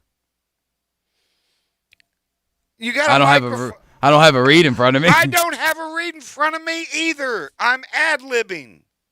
Actually, I do have a read. Give me a second. You don't need a read. You should know about this company without even thinking. It's his dad's company. Shouldn't he? I don't want to say anything wrong. I just want to go off the script. Yeah, your dad'd kill you if you came home giving up the wrong information. Can you imagine that conversation? Hey, I got the script if you want me to. Okay, go ahead. Since 1983, Smith Doyle Contracting Incorporated, a Cordova-based company, has proudly served the Mid-South. Didn't we just hear that recorded a couple of minutes ago? Well, you ruined the sport for. Well, I'm not a live read. I don't have a live read written out for me. Okay, I know. I'm an ad-libber. You know that, though. You are. I need at least bullet points and stuff in front of me. People think I have all this stuff that I'm saying written down. I don't. I have guidelines, don't I? Well, have you ever seen me write down? I have never written down a question in my life. For a guest, I've never asked a question. No, I take that back. I did for one guest. You remember who that was? No, I don't. Come on, one guest I asked questions written down. Come on, one of the greatest guests we've ever had. And when you hear this, you'll be impressed. Dr. Rudd. Oh, yes. We had Dr. Rudd in studio with us for 2 hours. Hey, that's understandable, though. Yeah, he's a great guy. Yeah, that's understandable. But that's not, like, really football. No, but he could enlighten us on that, too. Yeah, that's understandable that you had the right questions, though. Yeah, we had a good time. We had a good time. Yeah, because I wanted to make sure we got it right with that. Hey, he's a great guy, though. Yes, he is. He is. Now he needs to call the Shelby County Health Department and tell her to get their asses in gear. We got questions. If you want a question, ask a question on Facebook. Just go up to the Sports 56 WHBQ Facebook page. Ask your question. We'll have Russell answer it. And while we're waiting on that, the defense last night. We've yet to talk about the defense, which I thought actually played fairly well. That interception, and I got to read. Talk about reading. I got to read Oliver's first name because I screw it up every time I say it. I still think I'm going to get it wrong. Levant, what is it? Drew, help me out here. Savante Oliver. The little, when I say little defensive back, he's little, isn't he? That interception that he made on the 6'4" receiver was pure heart. Hey, awesome. And that's where you take it away from a receiver that's about 6'3", 6'4", falling on your backside. So one thing that we do well at Memphis, we grind. We grind and we lift weights. We're definitely going to do that. Y'all been doing that for 30 years. That's right. What did you like best about what you saw with the defense last night? I think the adjustments. I think as the game started, at halftime it's 14-14, but I think the defense. No, it was 21-14. 21-14. Right 21-14. It was 14-14 for a long time. Right. 21-14 before half. But I think the defense made some adjustments, especially getting used to the defensive coordinator. I think we had some good turnovers. I think we had a turnover interception, I think, by the linebacker across the middle. Zay Collins, yeah, he made a great catch. Outstanding job of reading and cover two defense and reading the quarterback's eyes. I think they'll get better. But overall, I think the defense preserved the win. And I think that's what you have to look at.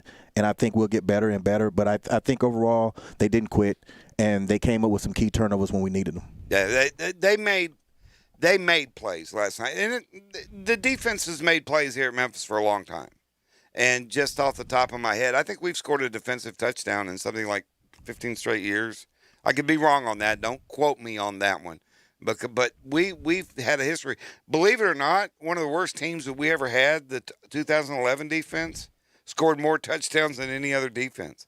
And they almost scored as many touchdowns as the offense did that year. That was the bad part about it. Yeah, that was pretty bad. And something else, too, I think when you look at, you had two starters, two key starters that were not playing. Oh, yeah. Well, Kobe Francis and Nehemiah Augustus are big players back there. Big players, and for them to make the plays, and like I say, preserve the win. And I think at the end of the day, we look at offenses, but if the defense can hold the opponent less than what your offense scores, you win the football game. Yeah. You can talk stats all day long. Well, that defense that you played with in 92, that was one of the best defenses ever at Memphis. Ranked number one defense. Yep. And that's why, it's really good that we're here chatting and talking about history because, it's almost 30 years? Yeah. Nearly? Yeah. Nearly 30 Believe years. it or not. It was some studs on that defense. Jolie Dunn. I don't know a lot of people know about Jolie Dunn. You're talking about, you don't read any scripts. To me, the key to those defenses being good through the 90s were the assistants. The assistants were there from 90 to 96, I think Koenig left. Vic Koenig, Wayne Whedon, and Keith Butler. Right. Those three assistants stayed through multiple defensive coordinators. And no matter who the defensive coordinator was, they were still here doing their jobs. That's right. Drew? Yeah. Obviously, I wasn't even alive in 92 to watch the season.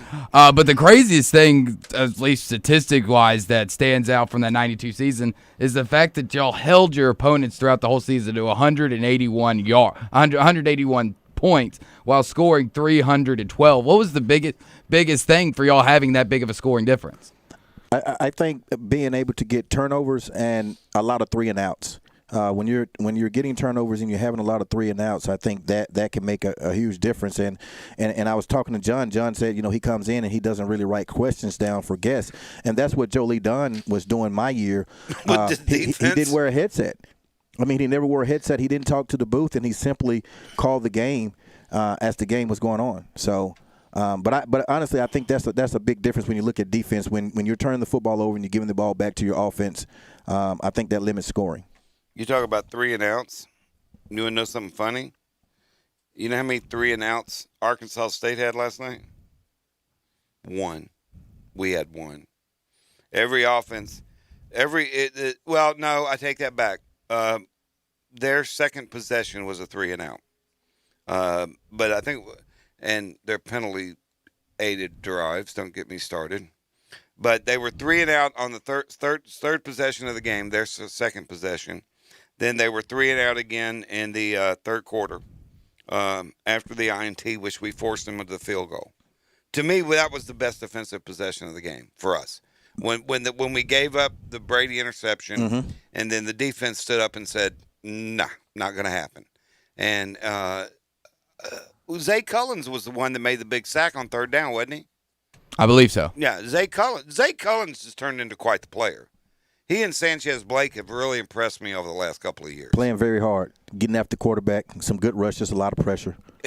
And what they're doing is they're starting to force people to have to go at TJ, which is going to bite them in the butt. Exactly. Because TJ's cut from a different cloth. He's a good corner. He's a good corner. He's a good lockdown, shutdown corner, and we need that type of play. Right.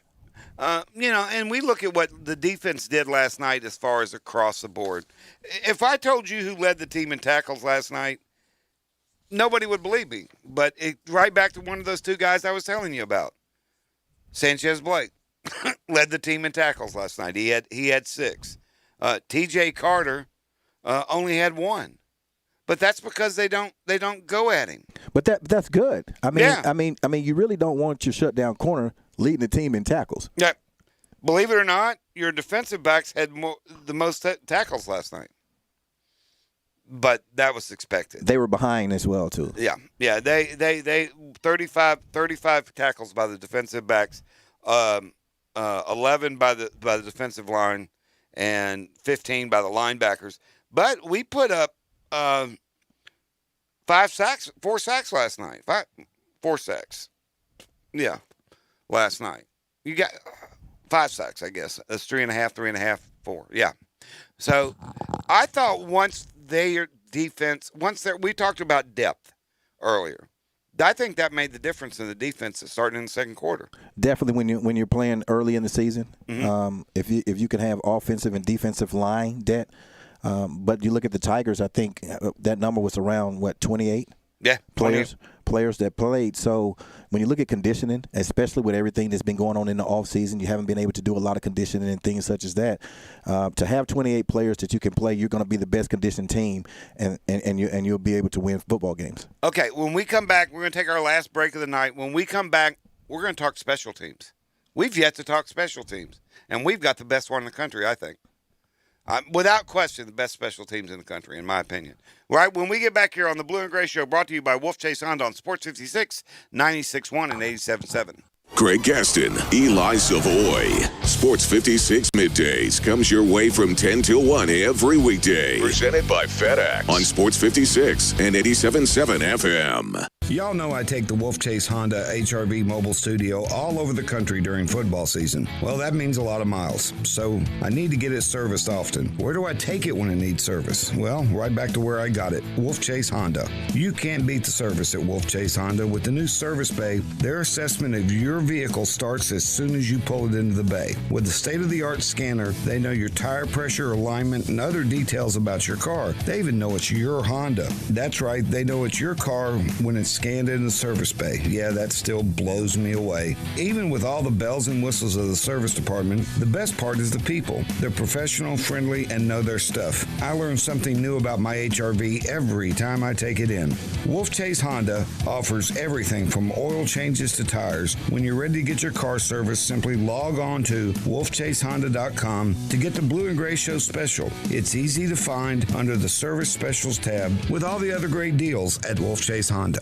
The Blue and Gray Show is happy to have Tiger Bookstore back as our game day sponsor. Tiger Bookstore is my dad's favorite place to get his Tiger gear. Dude, yeah, I'm busy here. And doesn't your family live in Missouri? Tiger Bookstore's website is so easy that they can get their Tigers gear without leaving the house. Tiger Bookstore has got everything they need for tailgating, game day, and the latest in Tiger styles. I don't want to sound mean, but TigerBookstore.com is so easy my dad could do it. Can I finish, please? If you must. Make sure you get by Tiger Bookstore before every home game to get your game day shirt for only $5. These shirts are a must-have for any Tiger fan. Tiger Bookstore is located at 3533 Walker Avenue, just off of main campus. Their friendly staff will help you get everything you need for the season. We all know Memphis is considered to be the barbecue capital of the world, but the best isn't in Memphis. It's in Bartlett at Ty's Smokehouse Barbecue at 7174 Stage Road. It's simply great tasting food in a clean, family-friendly environment for a fair price. I've been going to Ty's for quite a while and have noticed a couple of important things. There always seems to be a smile on everyone's face. That's staff and customers. Everybody is happy. The other thing is the smell. Just wow. I mean, wow. Your nose is filled with the smell of good barbecue as soon as you walk in the door. Of course, that's probably one of the reasons everybody's happy. If you need great Q for your tailgate, Ty's is the place to go. They've got a 12-pack pulled pork or chicken. That's with 2 slabs of ribs, wet or dry, for just $75.99. That's an $82 value, and you cannot beat the barbecue there. There's so much more, too. Go by and see them at Ty's Smokehouse Barbecue, 7174 Stage Road, or give them a call, 384-8111. That's 384-8411. Or you can even have Ty's delivered by using the DoorDash or Bite Squad apps. Like my friends once told me, eat there once and you'll thank me later. Since 1974, Bartlett Home Furnishings has been locally owned and operated, furnishing homes in Memphis and the Mid-South with beautiful quality furniture. At Bartlett Home Furnishings, we believe in providing you with the best service, quality, and value We're committed to selling the best quality furniture for the best price. Our designers love helping customers select the right pieces for their homes, creating the room of your dreams, all the while working within your budget. Visit Bartlett Home Furnishings today at 2755 Bartlett Boulevard or at bartletthomefurnishings.memphis.com. Go Tigers! Hi, folks. This is Keno Anderson, former Tiger baseballer for the Tigers from 1998 to 2002. My wife Erica and I are owner-operators of Believe Gymnastics in Bartlett. We have over 50 years experience in participating and teaching gymnastics. Believe Gymnastics is the elite gymnastics program in the Mid-South. We've produced multiple state, regional, and national champions, as well as in the elite ranks. Our competitive gymnasts have won events all over the United States and in Canada over the past few years. But we're more than a competitive gymnastics program. We offer after-school programs for kids from preschool through high school. Our instructors and coaches are some of the best in the business. They teach with a caring, positive message to help inspire as well as motivate the kids in our programs. We're located at 7995 Stage Hills Boulevard in Bartlett, right behind the Malco Theater. Give us a call today at 901-388-3737 or check out our website at believegymnastics.org. Nothing but a gangsta party.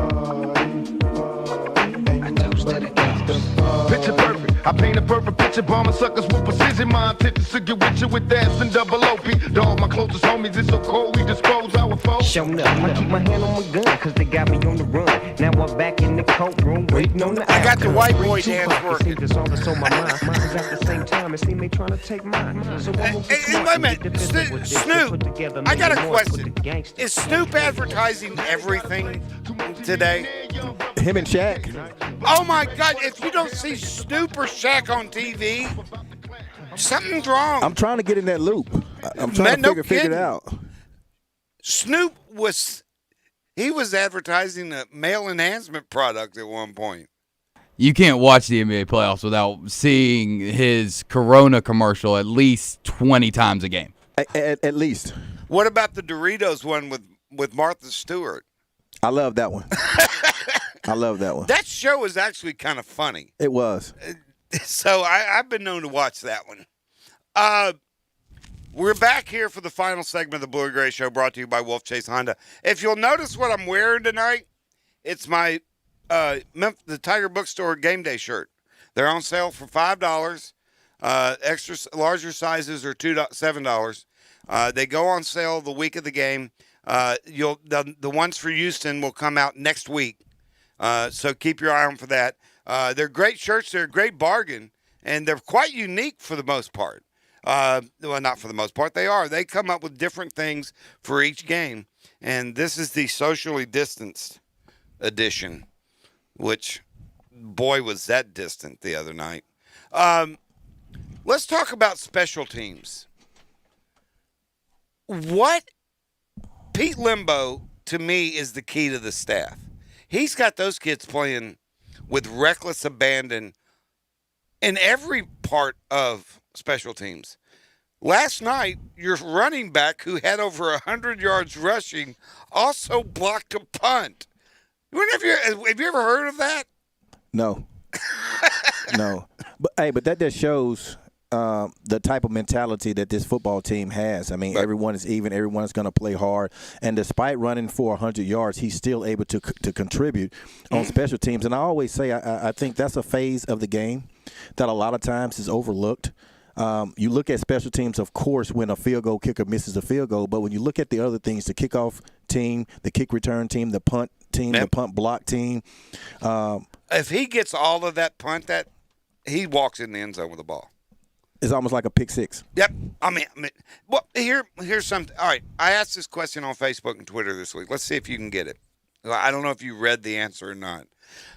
What is the rarest form of touchdown for the Tigers since 1967? I can't go prior to 67 because we have really bad documentation prior to that. But what is the two rarest forms of scoring? I'm going to have to say we just talked similar. Like a block punt for a touchdown, or either maybe a sack fumble or something. Nope. The offense recovering a fumble in the end zone. The offense. The offense recovering. It's only happened 4 times. Wow. Since 1967. But it was a fumble. But it was a fumble. Okay. But the offense recovered it. Wow. That's only happened 4 times. Now, the rarest happened only twice, and that's a blocked field goal. That struck me as odd, too. Yeah. And you know what's really interesting is we've actually had more kickoff returns for touchdowns than we had punt returns.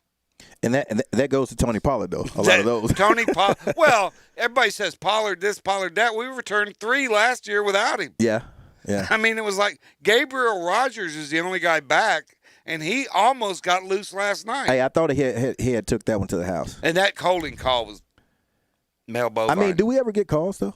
We don't even get calls at home. Don't get me started. We don't even get calls at home. I should have sent you the text. I sent it. Who did I send the text? Hazelwood, because he's a defensive back. That PI that they called on us in the end zone, that was no more PI than there was a man in the moon. It wasn't. And nor was Coxey's hold. Oh, yeah. I mean, that's what you want to do as receivers, man. You know how I know when calls are bad? When I watch the replay and the announcers say they're bad. Agree with it. Right. That makes me feel justified in my complaints. Right. Oh, next week, you're gonna be listening, I'm sure. Next week, your boy's in Keith Spann. Okay, I'll definitely listen to that one. And I'm telling you right now, this won't be a surprise to Keith, but I've got a call-in guest next week that if you're a Tiger fan, you're not going to want to miss. I'll be tuned in, man. I am going to tease this one big time, but when I tell you this is one of the best call-ins that a lot of people are going to love because he's a recent Tiger, and he's one of the most beloved Tigers that we've had in recent memory. And he's looking forward to doing it. So matter of fact, I'm going to get him in here at one point. Even if I got to go beat him over the head. Right. But I'll get him in here at one point. Drew's over there going, who the hell is he talking about? You don't know who I have no idea. Yeah, I know. He doesn't know anything I do. He doesn't even tell me who's calling in till the day up. And sometimes he even forgets. And I'm like, I guess you're supposed to be on. Well, last year we got a surprise caller. Remember the surprise caller last year? They're going, and I'm going, I don't take phone calls. And you're going, you want to take this one? I remember it happening, but I can't remember who it was. Jarvis.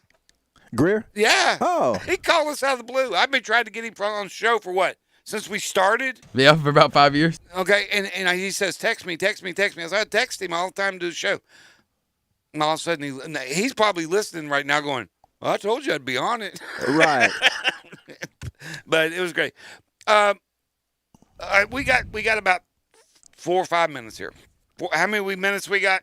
We got 6.5. 6.5 minutes. If you're in charge of Tiger football, what do we do next? I think we put this game behind us. Okay. You talk to the guys. You have a good week of practice. You want to get 2 weeks. You have a good week of practice the first week. Okay. And if there's anyone that's nicked up and injured, you make sure they get healthy. But you definitely want to improve from the first game. It's the first game. Coach has his first win, and go out and make a statement the second game. Because it's a conference game. Yeah, make a statement the second game of the season, but definitely play better in some areas. And what I would say is to get off to a faster start. Score 14 in the first. Score 21 in the first quarter. Yeah, and to me, I think we had a good running game. Mm-hmm. The running game was consistent, but I think we need to have more big plays. You look at 6 for 90 for Coxey. Want to see him make some big plays. Want to see some big plays out of the wide receivers. And let's get some turnovers on defense and be able to hopefully score on defense and special teams as well. Right. I think the big plays will come. Now, with that said, there's a high standard for big plays. Last year we led the FBS in plays over 25 yards. That's a hard act to follow, especially when you got guys like Antonio. But Antonio Gibson didn't get rolling until game 4 or 5 last year, Drew? Game it's been 4. 4, because Patrick Taylor got hurt in the second game of the season. Yeah, it was the Navy game. Yes. The Navy game was when we started giving him the ball, and he blew up. So we don't know. We don't know who. Oh, yeah, I love that kid. He's a good kid, too. By the way, he's probably going to be starting for the Redskins. Well, they're not the Redskins anymore. Well, that's right. My fault. The Washington football team. That's the dumbest thing I've ever heard in my life. No, it's not. You know what the dumbest thing I've ever heard? The 12-foot rule. Do you know why that's the 12-foot rule? Because you yell at games and spit. I'm going, if you're wearing a mask, it makes no damn difference, does it? That's right. Shelby County Health Department. Never mind. I'm going to mumble my anger here. So let's get back to football. The kickoff return game. Did you ever return kicks? Return punts. What's the difference between returning a punt and a kick? Well, on a punt team, you have linemen, and you may have a couple of skill positions. Okay. On a kickoff team, you have linebackers, you have cornerbacks, you have safeties, you have running backs. So you have some guys that can run and get down the field. So therefore, there's a bigger collision, and it's better athletes, should I say, on the kickoff team. Okay. Now, from catching what's the difference between catching a kickoff and catching a punt? Catching a kickoff to me is a lot easier. The ball spins different. It rotates a little faster, and it's just easier to catch because you have a lot of blockers that's in front of you. A punt, it goes a lot higher, and it spins totally different, especially if it's coming from a left-foot punter. So punts are always harder to catch than kickoffs. Now, the different rule today than when you played. The halo rule today, when you were returning punts, they could clock you as soon as you touch the ball. That's right. Now they got to give you that space in which to catch the ball. That makes a big difference, doesn't it?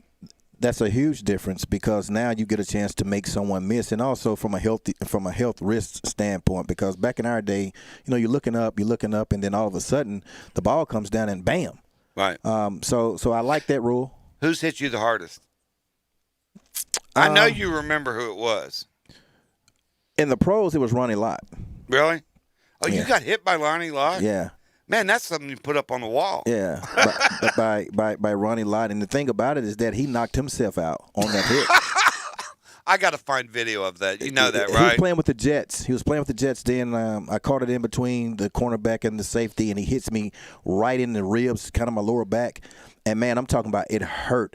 And when I looked and saw him laying down, that made me get up. Because I said, man, that's Ronnie Lott. You're getting there. You're going, I'm going to die, but I'm standing up. Right. I tell you what, Russell, thank you, man. This has been just a blast. Man, thank you, man. Enjoyed it. We're going to do it again. You're coming back. We don't know when it'll be, but we'll make sure you get back. We'd love to, man. Then I got to work on those surprise phone calls again. Hey, I give you an A+. Oh, thank you very much, man. sir. Well, I liked it.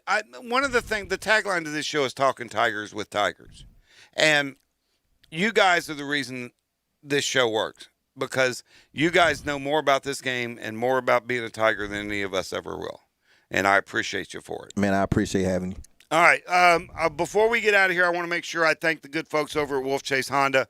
They're like I said, they're the reason we're here. Welcome again to the Bank of Bartlett family for joining us. The Birds are great guys and great supporters of Tiger football. All our sponsors, Tiger Bookstore. Get over there and get your game day shirt prior to the next one. Is the music playing, Drew? Because I can't hear it. There we go. It is now. Oh, okay. Were we a little late? Yeah, I was trying to look up the hit Ronnie Lott put on Russell Copeland real quick. I wanted to see it. He's looking on YouTube for that hit. Okay. All right. That'll wrap it up. We're going to get out of here. Boy, was this a fun show. This is about as much fun as I've had. 2 weeks in a row, we've been knocking it dead.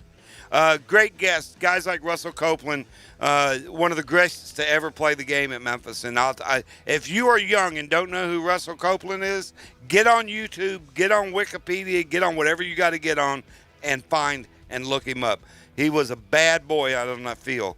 And when we come, we'll be here next week. Keith Spann, my buddy, got a couple of call-in guests that will make you happy. We're going to talk a lot of defense next week as we get ready for the Houston game. All right, for Drew Barrett, I'm John Stacy. Thanks, everybody, for listening to the Wolfchase Honda Blue and Gray Show right here on Sports 56, 96.1, and 87.7. Your home for the Ole Miss Rebels. Sports 56 WHBQ Memphis, WIVG Tunica Memphis, and WPGF-LP Memphis. Flynn Broadcasting Stations. Playoffs continue tonight in a half an hour with the top seed in the West, the Lakers, after losing Game 1 of the conference semis, rematching with the Houston Rockets. Top seed in the East, Milwaukee, is still alive, down 3-1 now after in overtime today, beating Miami 118-115. Chris Middleton with 36 points, but Giannis Antetokounmpo left early. He turned his ankle again. He had 19 points in 11 minutes today. In the NHL this evening, the opener of the West Final, top seed in the West, Vegas against Dallas. The Islanders will face Tampa Bay Monday night to start the Eastern Conference Final. Number 1 ranked